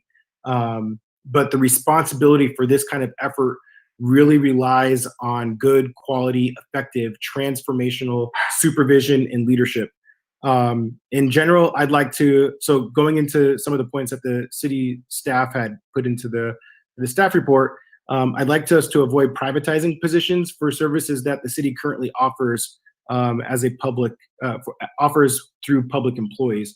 So looking at the 1 to 2 months solutions, I think all the solutions provided on the TOT points, I think all those conversations should be on the table. And I almost kind of throw this back to Dan a little bit. I know you expressed some hesitancy, and even maybe Ed a little bit. I know there was some hesitancy with it, but if there is a possibility of that being an effective solution towards us moving the ball forward towards solving some of these bigger issues, I know, Ed, that you had pointed out that you just don't think that the support is there for it, but I'd be hard pressed to even think right now of one resident that isn't necessarily a special interest that has been against the idea of TOT, when we know that 100% of TOT is from individuals outside of the city. So I think that there would be tremendous support from the community on it. And of course, there's a rub there with the business community, but I think if we can find a way of collaborating and working together, I think that we can come up with a scenario that doesn't just benefit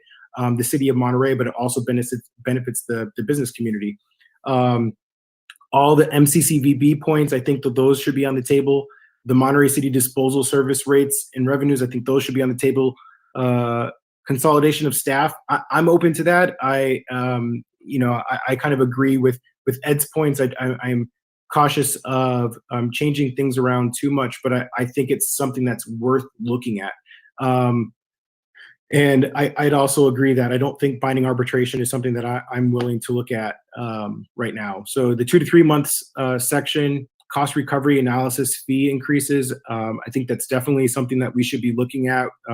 We should be recovering the cost of the services that we're providing, given the fact of the issues that we're having with the finances. It's a testament to that.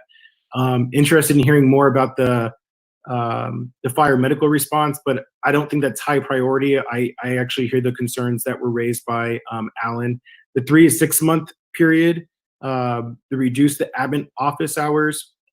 Again, I hear Ed's points in regards to that. So I guess maybe not as high priority, but I think it's tied and associated with the next point, which is more self-service. So automations, websites, internet-based. I think that that is well worth the investment so that we can try to create this transition, especially when we're in a social distancing environment where we're not able to provide the same level of service in person, and we don't know what the next year or two look like in regards to the response to the pandemic. So I think it's important for us to do that regardless. That might help us be able to create a transition of maybe reducing office hours.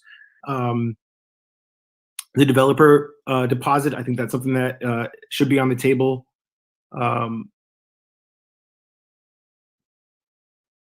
The re-examining general liability plans and risk pool strategies, I think that should be on the table. And then this last section, the 6 to 9 months, all private nonprofit funding support solutions, absolutely, those should be on the table. Why not create these public-private partnerships? And I give the example of the Sports and Wellness Foundation that would allow those who value these services to provide the financial support. So it's the idea of putting the money where your mouth is, especially given the fact that I believe we should be looking at a scenario where we're looking at cost recovery. And we saw those when we looked at the layoffs, that huge services that were being provided, particularly within Parks and Rec, are being subsidized. And when we get into scenarios like these, so I think those types of solutions are great. Standards of cover study, I think we should be moving forward with that. Look at reductions in staffing. I think we need a little bit clarity around how this is going to affect programs, services, and the impact to the remaining workforce due to the potential increased workload. So in conclusion, we'd be interested in having a discussion with our community about how we can diversify our economy and we can better serve them as we look to provide larger safety nets. And that speaking to reserves, increasing the percentage of reserves to our general funds and savings such as vehicle savings. We need to make sure we're working harder to engage with the public. I think, we're doing great, but we can do better. And I think we need to really reinforce that. Look forward to the intermittent conversations with staff, council, business community, and residents between now and when it comes back to us on June 2nd, and then the final adoption, hopefully on June 16th. Thank you for your very valued comments, Tyler. We appreciate that. Thank you, Mayor. All right, then I think it's back to me. If I have a question or two. First of all, a comment. I think we've talked about fees, and fees have always been more palatable to me because it's not a general tax. If you use the service, you pay a fee. If you don't use the service, you don't pay the fee. And I think that's always more amenable to the public, and they understand that. So definitely we will want to look there. My dog's going crazy right now.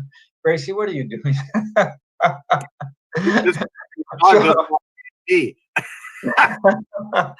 I want to talk about VCB. They've changed the initials for me over all these years, so I never do get it straight anymore. Sorry. And there are 2 funds for promotion. One is a self-imposed fund, and I believe, Hans, you can help me with that. I think it's a $1. Is it a percent or is it $1 for major hotels, 50%, 50 cents for smaller units? So we can talk about that. Then there's secondly is the city contribution. And I know when we're talking about waiving the fee on the visitor center, well, the city of Monterey actually pays for the visitor center. It's part of that budget. So if we're waiving the fee, do we keep that money or does VCB get that money? That doesn't make sense to waive a rent that we're paying for from our general fund. So that raises the whole question. All along, I've talked to some very prominent hospitality people, and they said there were two really important things for promotion. One, public safety. Two, cleanliness. If you look at this weekend, I think with the self-imposed fee and also all of the promotion that different properties do, and I compliment them extraordinarily for that effort. Would it make some sense? Let's have the conversation. Would it make some sense to talk about our contribution to promotion to go towards police and cleanliness? That would eliminate some layoffs in the police department. And it's also, one could say, one of the most important things for promotion. So that's a conversation I would look forward to having. Secondly is fire overtime, particularly. That's running us about $2.4 million for the city, $3.6 million for all of our contractors total, including the city of Monterey. And I think if that's something that we can look at going forward, of course, working with our outstanding fire department to come up with a solution for that. Because that's a lot of money. That's a lot of employees that we can keep on if we have the 2.4 million. And we can solve that a little bit. And also, it would be helpful to me, without asking staff to do a lot of research, what are other cities doing? For example, it's my understanding that the city of Pacific Grove worked with its labor unions to get a 20% furlough and cut across the board. And so that would be interesting to know. Are there certain milestones where our employees, valuing, of course, their colleagues, might be willing to do some temporary or permanent concessions in order to keep their colleagues, friends employed? Because that's always an opportunity. It's something as a teacher we did. Dan Albert can help me because he was the finance director for so many years.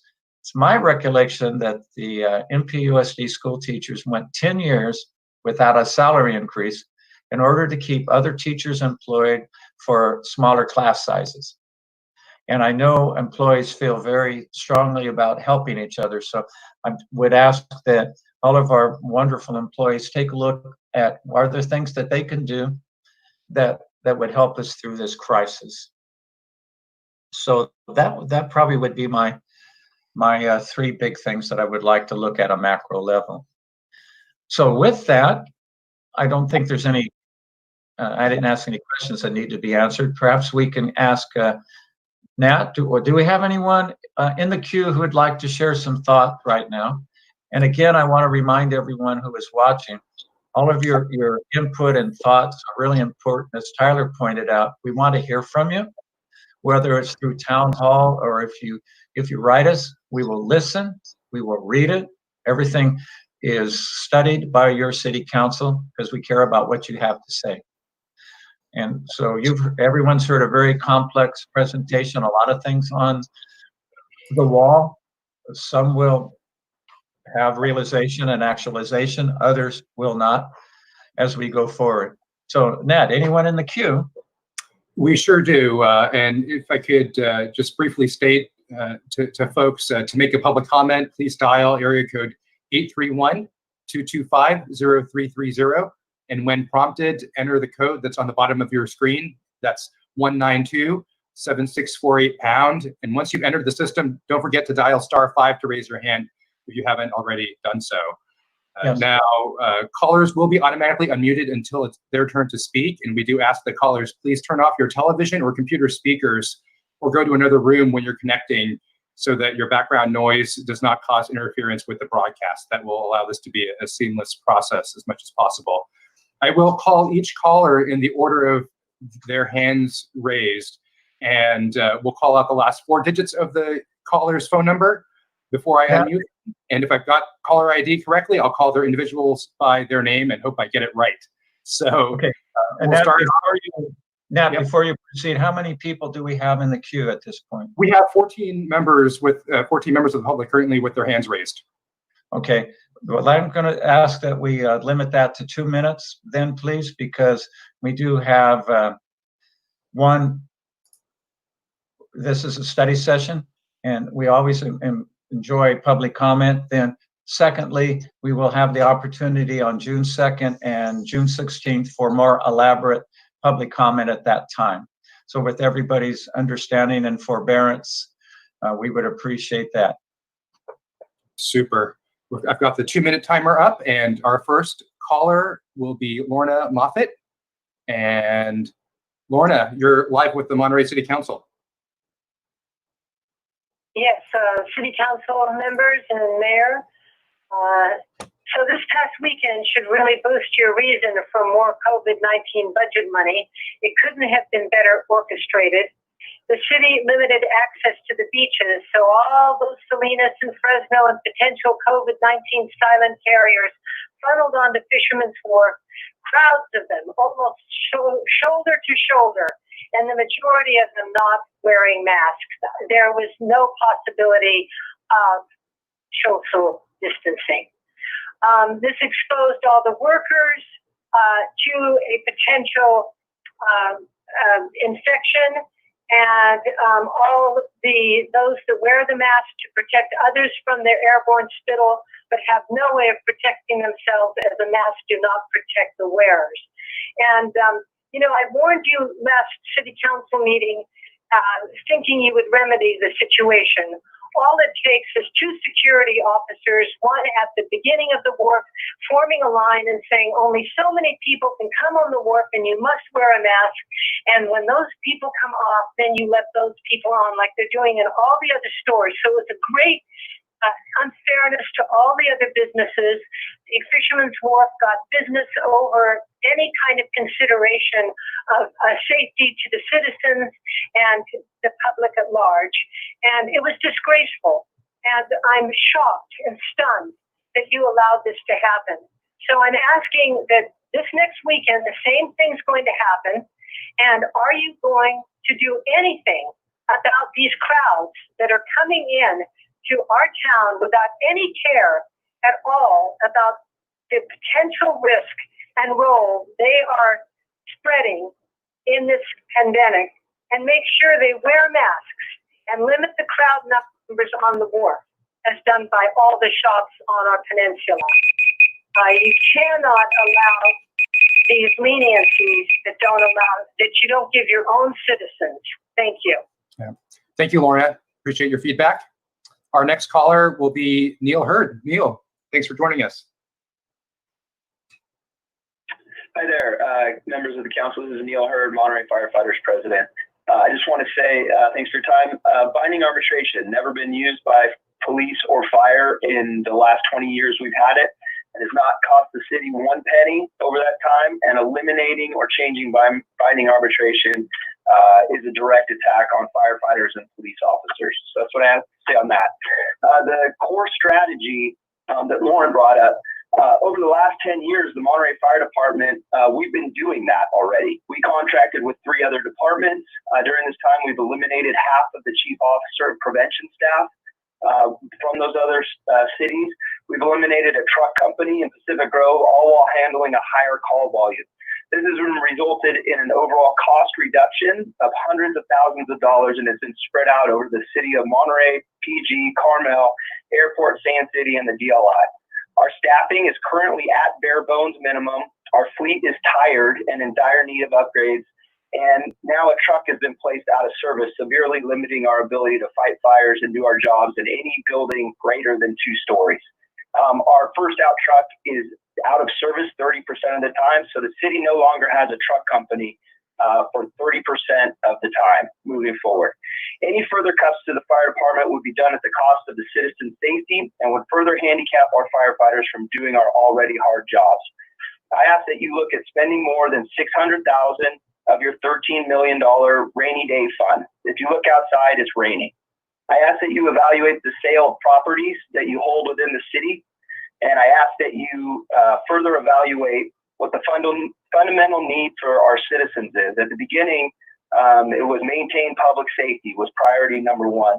But then we're talking about cutting positions in the fire department. So I don't understand this logic. Public safety is paramount, and staffing reduction, closing stations, anything like that is counterintuitive. Thank you for your time. I appreciate it. Yep. Thank you, Neil. Appreciate you calling in. Our next caller will be 1234, last four digits. Hi, welcome. Hi, good afternoon. Thank you for the opportunity to address the council. My name is Kevin Ellis. I'm the general manager here at the Hyatt Regency Hotel and Spa at Del Monte Golf Course. My comments are related to the MCCDB funding. As the largest hotel in Monterey County, we have been especially affected by the human impact of the COVID-19 crisis. We as a property laid off and furloughed over 300 hardworking men and women. As you are aware, it's going to take longer to recover, and that means the longer for recovery means the longer it's going to take for me to get some people back in the building. I, like you, can't restore the jobs until we restore the business. And I can't restore the business without aggressive destination marketing. I want to drive the rate of recovery and thus drive the rate of people returning to the workforce. While I run a hotel and you run a city government, we have common challenges, a shared solution, and much to gain by working together. Thank you again for the opportunity to speak. Great, thanks so much. We appreciate you calling in as well. Our next caller will be 8084. You're live with the Monterey City Council. Hello. Are you there? Okay, this person's been on hold for over 59 minutes, so maybe they fell asleep or their phone needs to be recharged. So we'll get back to them later. We'll go straight to 2750. Hi. Mayor, council members, good evening. I'm Mimi Hahn, the Chief Marketing Officer for the Monterey Bay Aquarium and a board member and chair of the marketing committee for the FCCDB. The decisions we're all making in these unprecedented times are critical. They will impact our ability to reopen as soon as it's safe to do so, as well as how quickly we're able to recover and return to something like normal. Competition for market share is fierce in the best of times. When business retreats, another one moves in to capture that audience. Our A+ customer is everyone's A+ customer, and those are also the people who will be least affected by the current economy and the customers who will also be able to travel when things begin to open. We've already seen San Luis Obispo come out very aggressively, and Napa County is also essentially open for business, and they've apparently been especially aggressive with groups. Now, it's not entirely clear how they've done this, but they're in market in a significant way. Remaining top of mind, even in this time of shelter in place, is critical to a good market. Remaining top of mind, even during this time of shelter in place, is critical to a good marketing strategy. Regaining market share is difficult and very costly. The aquarium, like all of us, has had to make difficult decisions, including layoffs, furloughs, and cuts to programs. Yet we have retained enough of our marketing and advertising budget to maintain awareness that will be critical to bringing back our visitors when we're able to reopen. Our data indicates that people want to and will travel, and we want them to Monterey. For each loss of 1% of TOT, the city of Monterey loses $267,000 based on 2019 numbers. We're all in this together and will recover as a united destination. I appreciate the challenges before you, and I encourage you to support our tourism recovery to the greatest extent possible. And I thank you for your time. Great. Thank you, Mimi. Our next caller looks like Parks Commissioner Dennis McCarthy. Dennis, are you on the line? Yes, this is Dennis McCarthy. And council members, good evening. I know some of you, not all of you. I just wanted to briefly address some of the issues with the Parks and Rec Department, and I'm cognizant of Mayor Roberson's comment that there are going to be a number of people advocating for a number of specific programs. One, I still think that needs to happen, but two, I also want to address the larger issue of sort of revenues and where we might go in moving in that direction. So very briefly, I've been on the Parks and Rec Commission for 16 years. I've been in Monterey for 28 years, and I share Councilman Haffa's comments about the deep cuts that are being made to Parks and Recreation. We all, as Parks and Rec commissioners, appreciate your efforts in trying to be fiscally responsible while still being concerned about the health and well-being of our citizens. As you know, people heavily rely on our Parks and Recreation programs and its staff to conduct their day-to-day lives. These are really core functions that this city engages in. Child care at our community centers and at the sports center, after-school programs for our youth at Hilltop, elder services at Joel's Park, play camps so the kids have a place to go during school breaks, our sports activities. The question is, where will these citizens go to get these essential services given the proposed cuts? My primary concern is the depth of those cuts may render it impossible to reinstate these services really anytime in the near future in a significant way.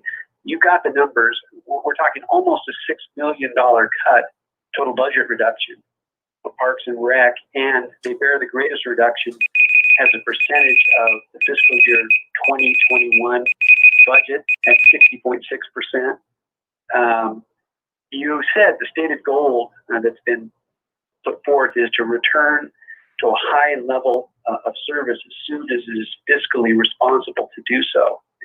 And we, again, may not be able to do that in any efficient manner given the depth of cuts being made to the Parks and Rec program. So my request is really consistent with Councilman Williamson's comment. Continue to work closely and listen to the input from the Parks and Rec staff in this process to see what we can do to get just a few more dollars for staff in Parks and Rec. I think the return on investment would be well worth the incremental increase in support for the Parks and Rec staff. I'm sorry, Commissioner, if you could wrap up. I'm so sorry to interrupt you. We're trying to maintain a strict 2-minute time frame. If you could wrap up in the next 10 seconds. Let me close. Thank you. Let me close then, and that is, I understand the Parks and Rec Commission may be able to meet in June before your meeting on the 16th because we've not seen the line items that are being cut, and we may have some direct input, and hopefully we'll be able to do that. And thank you for your time, and I appreciate it, and I apologize for going over a bit. Thank you. Great. Thank you very much, Commissioner. We appreciate it and do hope to meet with the Parks Commission on the second week in June. Let's go to our next caller, 2327. Hi there. Well, hello. I think I might be unmuted. Yes, I'm Jeff Gorman. Many years I lived in Monterey and grew up there, and I just want to commend you all on the City Council and the staff for being forward-looking. The budget matters around this crisis are huge, and I think you're way ahead of the curve in taking this on. So I hope that warms your heart and that you take confidence in you as you go forward. I've heard from a lot of people that have a lot at stake. I have a small business in Monterey, and I think you guys are doing a good job, but I just hope you can tamp down the fear somehow. I really think pneumonia death is much lower during the summer, and that's the primary problem with COVID. And this is a time to let people be people. So I hope you go forward, and I just wanted to say something, so I'll surrender the rest of the time. Thank you. Great. Thank you. Appreciate you calling in, Jeff. Next caller is Esther Malkin. Esther, thanks for calling today. Hi, it's Esther. I just wanted to make a couple of comments. The first person that called in basically gave a description of a city that is open for business, even though we are sheltering in place. You could not tell that this weekend at all. And if any of you have ventured out this weekend, you would have seen that. Santa Cruz closed their beaches for 6 hours during the day, and apparently everybody knew that Monterey hadn't. So they came down here. So we're not, in our hotels, I'm sure we're not only housing essential workers with the level of crowd that was here. So we shouldn't be painting a picture that we're not open, because we kind of are. I also want to mention the public outreach that is happening is not enough. And unfortunately, I have asked multiple times for the mornings with the manager to be switched and alternated with afternoons or evenings, so that people who are not available at the same time can be heard from as much as the people who are regularly available at those times. I also want to mention the mayor's comment that he liked the idea of fees, because if you use it, then you pay for it, and if you don't use it, you don't pay for it. Well, I like that idea specifically for NCIP, not using that money for Greenbelt fire maintenance, because the neighborhoods that have that issue tend to be Monte Vista and Alta Mesa, which are where the wealthy houses are, and those people can afford to pay for the extra service that they have to. And the neighborhoods like Villa Del Monte, Kona, and Laguna Grande do not have that fire risk, and yet are being, taken funds from NCIP from what could be used in our neighborhoods to pay for these other neighborhoods. So that's a suggestion that I would like to see, discussed further, because if our area doesn't need that level of fire protection, then we shouldn't really have to sacrifice our NCIP money potentially for that. All right, And thank lastly, you. I'm sorry, Esther. Yeah, we ran out of time here. Well, I'm almost done. Okay. Yeah, I'm almost done. You let the other guy go over, so I'd like to finish also.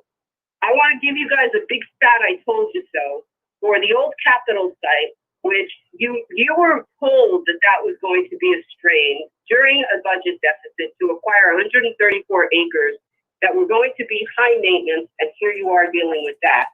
And the TOT, you guys are acting like if all of a sudden TOT is a surprise. You should have put it on the ballot back in March at the same time as the sales tax. And that fee has not been raised in 34 years, and we have some of the lowest in the state. And those numbers came from more staff presentations. We appreciate we really do appreciate your feedback, and thank you very much. I just wanted to make sure that you guys knew that. Yeah, thank you, Esther. Okay, next caller appears to be Rob O'Keefe. Rob, thanks for joining us today. Hi, can you hear me? Yep, we can hear you. All right, thank you. Hi, my name is Rob O'Keefe. I am the president and CEO of the Monterey County Convention and Visitors Bureau, and thank you, Mayor and council members, for giving me an opportunity to talk. It's been very interesting, this presentation, and as has been mentioned several times, we've worked very closely with Hans, Lauren, and the finance team to compare numbers. We do have access to some pretty important numbers that we've shared with and collaborated on over the past 6 weeks or so. And in fact, on a programming note, we have some new information that I'm going to want to put in front of Hans and his team next week, an update. But what I came here to say mostly is that we have a choice in how we come out of COVID in this crisis. And I want to speak specifically to the third priority that you laid out, speedy recovery. Recovery alone is not the main point. Rate of recovery, to recover in a safe manner, thoughtful and strategic manner, are the most important things that we can do. And to that point, we have a plan. We've developed a task force that consists of many members from businesses in the city of Monterey as well as throughout the county. We've been meeting over the last 4 weeks, and we've developed this plan to, in stages, as allowed, get us out of this situation. We are currently losing market share, as Mimi indicated, with what's going on in SLO and Napa and some other places. But I don't want to be those other places. I want to do it the way that we're supposed to do it, the way that is allowed by county health and by the governor. So we're going to need your support, and we're going to need to work together more so than we ever have in the past, because we have the ability to influence this rate of recovery. And as I look at the numbers that you shared today in the presentation, I think in terms of market share, lost TOT, as Mimi indicated 1 percentage point of TOT is $267,000. And those are dollars that pay for these cuts that you're considering, you're contemplating. So I want to talk more about this, and then as well as some of the other things that you have brought up in this presentation, and I'll certainly follow up with Hans to do so. Thank you very much for your time. Great. Thank you, Rob. Appreciate you calling. Our next caller is Rick Aldinger. Rick, are you there? Hello, Rick. 2009? Hi. Hi. Hi. Yes. I'm sorry. That's okay. My name is Rick Aldinger. I'm a resident of Monterey, and I'm heavily invested in the hospitality industry in our destination. And others that spoke. I want to just point out that in an effort to gain some traction, find ways to make our recovery from this crisis as meaningful as possible, many hospitality operators have been and will likely continue to offer incentives to help encourage our valuable guests to return. That costs money to do so. Those same operators are also faced with increased costs associated with reopening their businesses.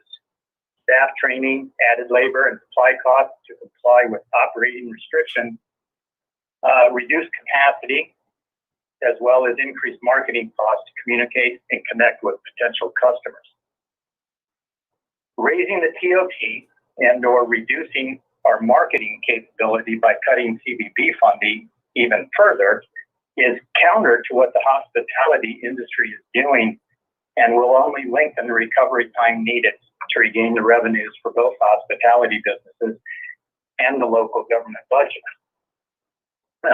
Measure G will not help if we discourage visitation by making it more expensive for visitors to come to our destination.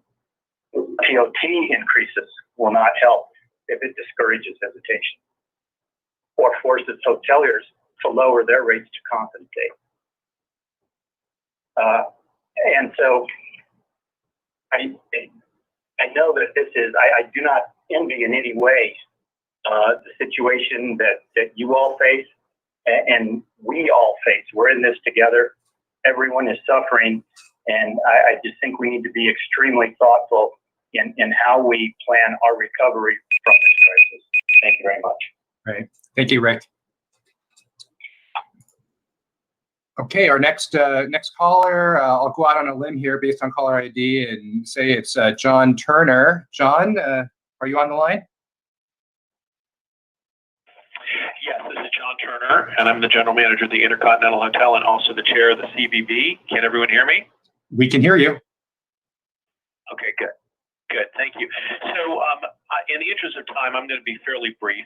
I just want to reiterate some of the points that have been brought up by others before me, and that is that raising the TOT in Monterey would effectively create the perfect storm, especially right now. We know that we're already in the midst of a worldwide pandemic, which makes selling meetings for any destination that much harder, and we're going to hamper our ability to effectively compete. We know that there's already been cuts that have been made at the CBB as well as to the conference center, which can make it more difficult to sell effectively. If the CBB does not receive full funding, it will only further compound matters when it comes to proactive selling. Plus, we've already cut way back, as I mentioned. If TOT is increased, it could actually hamstring us and preclude us from garnering our fair share of group business and conferences in the future. And again, this is not a sprint, this is a marathon. We need to plan for the future, not just for the next few months.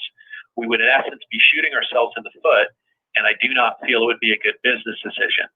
I also want to mention in closing that money strategically spent on the CBB and on the conference center is ultimately an investment that delivers a tangible return on investment.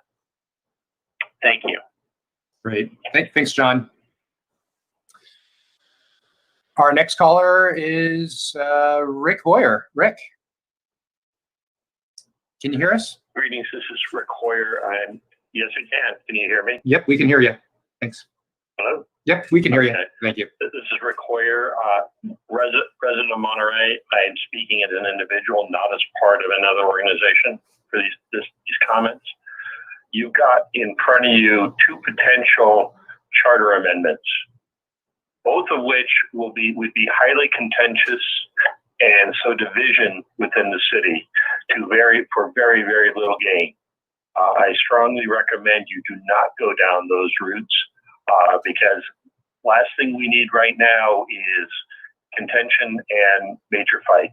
We need to come together and work together to get past these issues. Thank you very much. Great. Thank you, Rick. Our next caller is Carol Korbajian. Carol. Oh. Hi, Carol. Hello. Hi. Oh, hey, it's me. Hi. Oh, hi there. How are you? I'm doing well, thanks. Good evening.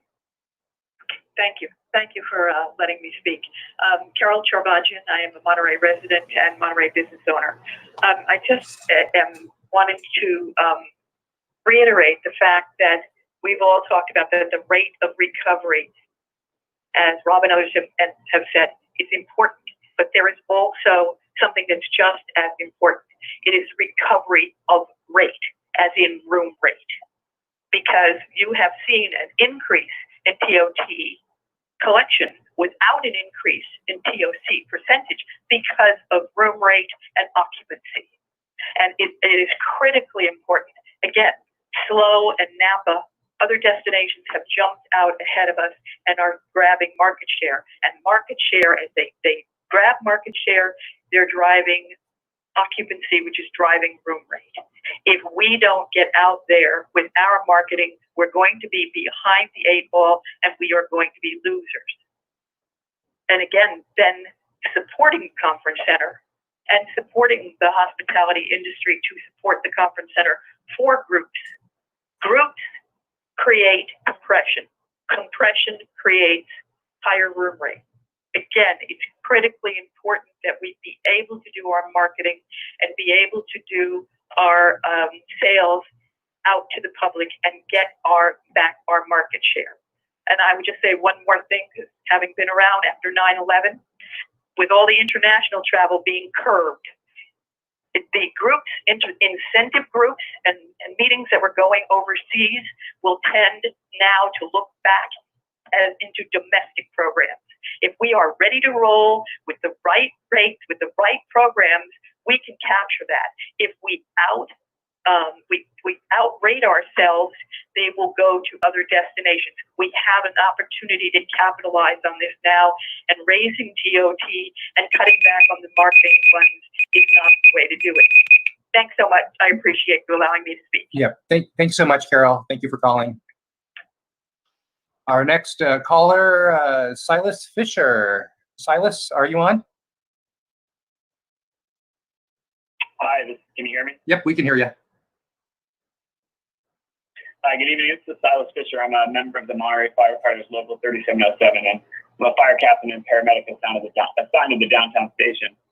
My comment tonight is in regards to the potential cut to the level of service being provided, and specifically the paramedic program.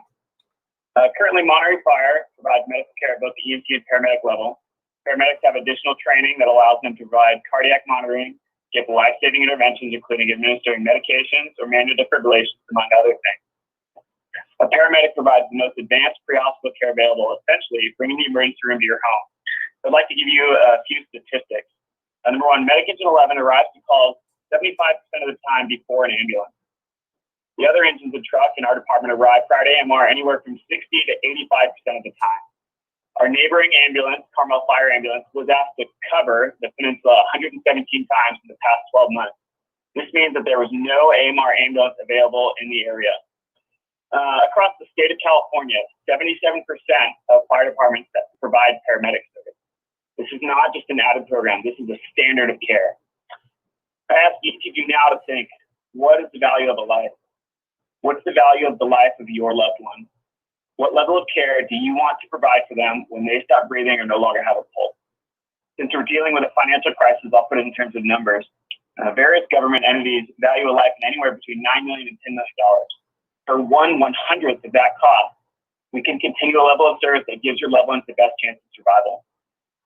Since the beginning of this pandemic, the city has repeated numerous times that one of the main priorities is both public safety, serve residents, and save lives.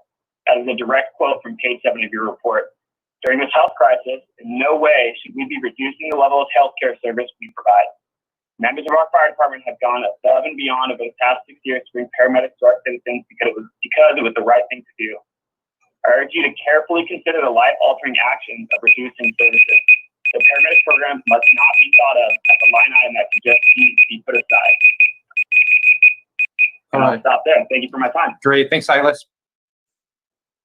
Our next caller, we're going to try this one again. They called back in, raised their hand, 8084. Hello. Hi, this is Kayla Boston. Can you hear me? Yep, we can hear you, Hi, Kayla. Thanks for calling. Boston. Can you hear me? Yes, we can. Hi, yes, I'm president of Villa Del Monte Neighborhood Association. And first of all, I just want to say thank you to the staff and council for meeting this crisis head on. My dad's always said, when the going gets tough, the tough get going. And you guys have been tough, and I appreciate that. I also appreciate the balanced approach of cutting costs and increasing income, revenue. You know, you talk about this paradigm shift strategy, go big, go broad, go simple. Well, the mayor kind of hit the nail on the head what I was going to comment, that we provide trail maintenance, park maintenance, events, all kinds of services that benefit not only the residents, but the tourist. If we do not keep our city clean and attractive, the tourists will stop coming. So and I don't claim to have any kind of expertise in the tourism industry. My observations are based on residents. Plus, I live right behind the Lone Oak Motel on North Fremont, and they're right outside my bedroom. I see who's coming here all of the time.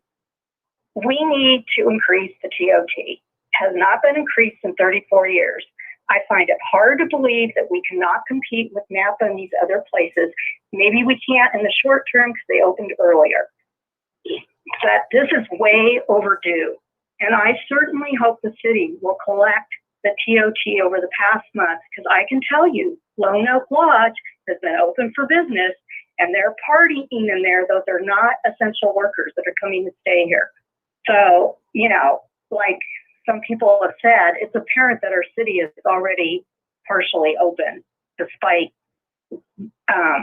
the shelter-in-place order. So anyway, and I would also suggest in the future, I know Car Week's canceled this year, but considering, you know, charging bigger fees for Car Week. Okay, thank you. Yeah, bye. Thanks, Kayla. We appreciate it. I know we're working on the 2-minute timer here as best we can. All right, next caller is 2817. Thanks for joining. Thank you for having me. My name is Adam Rust. I'm a fire captain with the local 3707, as well as a resident in the city of Monterey. Thank everyone for their time listening to me this morning. I just wanted to urge the council to not make permanent solutions in response to temporary problems that we're having here. I heard brought up fighting arbitration for members going to a charter amendment, and I appreciate the multiple council members that spoke in defense of that. I just want to give context to the council in regards to what that was created in response to. We were negotiating, or we continue to negotiate without the right to strike, as is given to just about every other laborer in our country. And binding arbitration was set up to provide us a balanced playing field, so that we have not an overhanded approach to our negotiations, but a fair approach. In previous years, 15 years ago when I started, the fire department got whatever the city was willing to give, and often meant reduced staffing rates. We had difficulty recruiting due to low salary numbers, and in the ensuing 15 years, we have yet to utilize our binding arbitration, because we understand as a bargaining group that it's only for extreme circumstances. And in times where it has been brought up, it's been brought up in response to reductions in staff, not increases in benefits. When the city negotiator is coming for positions and for people and for reducing services to the community, that's when our members tend to step up and start putting those options on the table, as it was in this last cycle. But ultimately, it made both sides discussed the issues fairly and we came to an amicable solution, simply because we had the option to go to a neutral third-party arbiter. So I just want to thank council for their time, and I know this is hard work. I appreciate it, and I'll yield the rest of my time. Thank you. Great. Thanks, Adam, for calling in. Our next caller is Tom Rowley. Tom, thanks for joining us. Hello, Tom. Hello? Hello, sir. Yes, good evening. Yes, Tom Raleigh calling from sunny Fisherman's Flats, and also the site of some of the green belts. Monterey, one of the reasons people come here, we are a tree city. We have natural beauty, and the natural beauty, whether it's the coastline, the wharf area, the marina, Cannery Row, wherever it is, it's all part of what makes people want to come to Monterey. Unfortunately, right now with our restaurants closed, we know they're not coming here to enjoy the restaurants or dining pleasures. But anyway, we're part of reason people come to the Monterey Peninsula. The suggestion that we not maintain and reduce the fire hazards in our greenbelt is absolutely incredible. And that suggestion should be rejected out of hand. I think that person has not lived here long enough to know that at one time we did not maintain our green belts, and they were a very substantial fire hazard. Fortunately, in the last 10 to 15 years, thanks in large part because of the neighborhood community improvement program, we have kept on top of it to the best of our ability. So I'd like to recommend totally reject that suggestion that was made earlier. Secondly, I just want to mention I've served probably provided thousands of free volunteer hours for various different governments, particularly also for committees for the city of Monterey. And I've always, and I was around when the stipends were started for the city council and the various commissions. With 78% of the budget going for salaries, I have not heard, and maybe I missed this when I stepped out of the room, but it's time to just eliminate, and I would suggest we're in a crisis mode, starting with the city council. As of 1 July, all the salaries and the stipends that are given, it's time to waive those until future notice. This would be right off the top and would show that there's a willingness to make the cuts and get it going. If those that are willing to serve volunteer service, I think will continue to serve. If somebody has to be paid to serve as a volunteer for the city of Monterey, I'm not sure where their heart is. So that's a suggestion that you need to take a look at, and I have not heard it mentioned. I did not see any mention of it in the staff report. All right. Thank you very much for your time. Thank you so much, Tom. We appreciate you calling in. Okay, I think that's it. No one else has their hand raised, so we'll go ahead and take this closed public comment and give it back to the mayor. Thank you very much, Mayor Clyde. Back to you.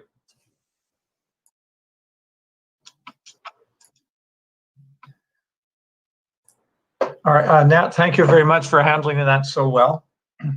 I'm going to ask Hans, would you, Tom Raleigh just mentioned that about greenbelt and fire suppression. It's my understanding that that is still going to happen. Could you respond to that, please? Yes, I believe Tom was referencing a previous. Hans, you're muted, I think. No, I think you can hear me. Can you hear me?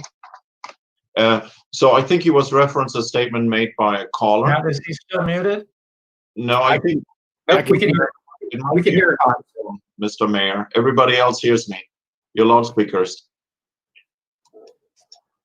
So I think he was referencing a caller who called in and was suggesting that the neighborhoods, Monte Vista and others, are paying for their. Am I the only one not hearing Hans? I'm yes. the only one? Why is that?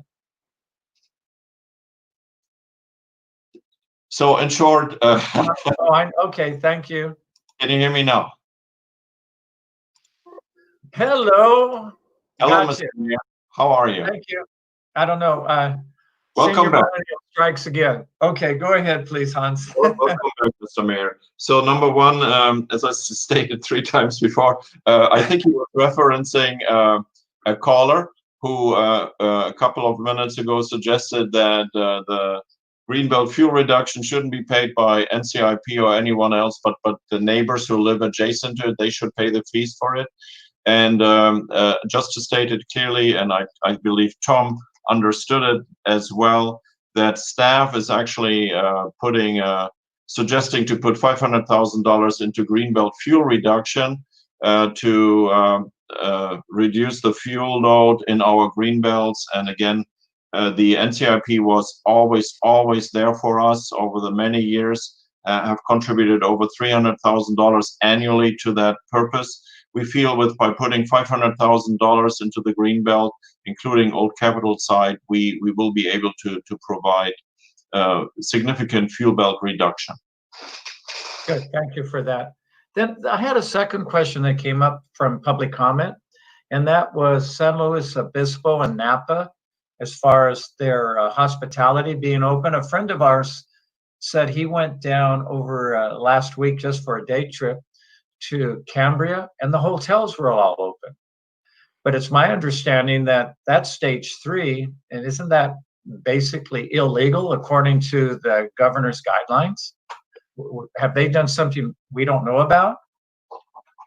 Well, I cannot really comment about San Luis Obispo and Napa, the counties there. But right now, the statewide order is still that only essential travel is allowed. And that might be all essential workers that moved into the hotels in San Luis Obispo. Okay, thank you. The person also reported to me that restaurants were open, people were sitting shoulder to shoulder in Cambria. All the retail shops were open, and I don't quite understand that, because that's obviously not permitted. Tyler, did you want to weigh in on public comment or something, please? I was just getting some messages from watchers that the call was disconnected. So I just wanted to do a check-in with AMP to make sure that we're still live streaming. Just wanted to make sure we're still connected to the public. Yes, Councilmember Williamson, we are still connected on YouTube Live as well as Channel 25. Because we closed public comment, the conference call system was, we closed it out. So that's why if folks they need to watch either the TV or YouTube Live. Okay, thank you. Thanks. I want to conclude here before we adjourn. And there was a very long-term mayor, 20-year mayor of Monterey, who always talked about the Monterey way. And the Monterey way can be defined in several ways, but primarily it was people are very engaged, disagreements agreeably, coming to consensus, listening to everyone, and always being so polite and kind to each other. And I would say this meeting epitomized that. And going forward, I'm going to ask that our public, if you have programs, as Dennis McCarthy talked about in the Recreation Department, and you would like more funding, help us find the funding. There's 2 ways to balance a budget. One is revenues. Secondly is expenditures. And so we would ask that everybody look at that, come up with some alternatives, ways that you think that we can fund these things, because obviously we're all in favor of them. And so with that, unless there's something else from our staff, we'll conclude our meeting. Mr. Mayor, one comment?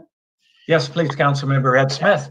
I got a couple of texts from some folks that were not able to get their calls in, so I just want to highlight, we'll be meeting again on Tuesday at the council meeting, and then as far as the budget cycle, we will be meeting again on the third Tuesday, June 16th. So the members of the public that were not able to get in through the system today will be able to rejoin us next week and give us their comments and budget ideas. And with that was all I wanted to get in. Thank you. Anyone else? Yeah, Mayor, I just have a few comments. I just wanted to point out in the council meeting last week, we were discussing this idea of businesses opening up when we close down streets, just to try to help locals and visitors to utilize social distancing practices while also trying to find space to do economic recovery. And so I just kind of wanted to give an update as the rep for the Cannery Row Business District on the council that they're working on submitting plans with the city to do things there. And I know that in the Friday folder, Hans talked about Alvarado Street, considering that as well. And I think it's also something that we should try to push to see we can get done in North Fremont if that's the direction of the business district there. So I just kind of wanted to give that general update. And I think it's important for us to help try to advertise that with a strategy that focuses on locals and trying to get locals to create a space for them to get out and try something new rather than being cooped up in the house all the time, but also supporting the local economy. I also just wanted to do a quick check-in with Hans, and not that it needs to be answered now, but maybe we could get it as part of the update next week in regards to COVID-19, but just any plans or updates regarding the change of use for the rec trail. I got some questions about that from the public, so I just kind of wanted to see if we could share maybe what the plans are in regards to that. And then I also received a comment in regards to, for us to think about allowing remote public comments as we work towards having in-person council meetings, that once we get to that point, I think as things open up, we should be mindful of those that are vulnerable, part of vulnerable communities that may want to participate but are less willing to engage in public spaces the same way that we would have before COVID-19. So I think it's just something for us to start considering now as we move forward. And then my last comment is just in general about COVID-19. I think that us as a council, we've done a really good job of providing a lot of policy direction regarding implementing the emergency ordinance and looking at economic recovery and looking at the budget, a lot of things in regards to internal workings of the city. But I think we've done little in regards to enforcement.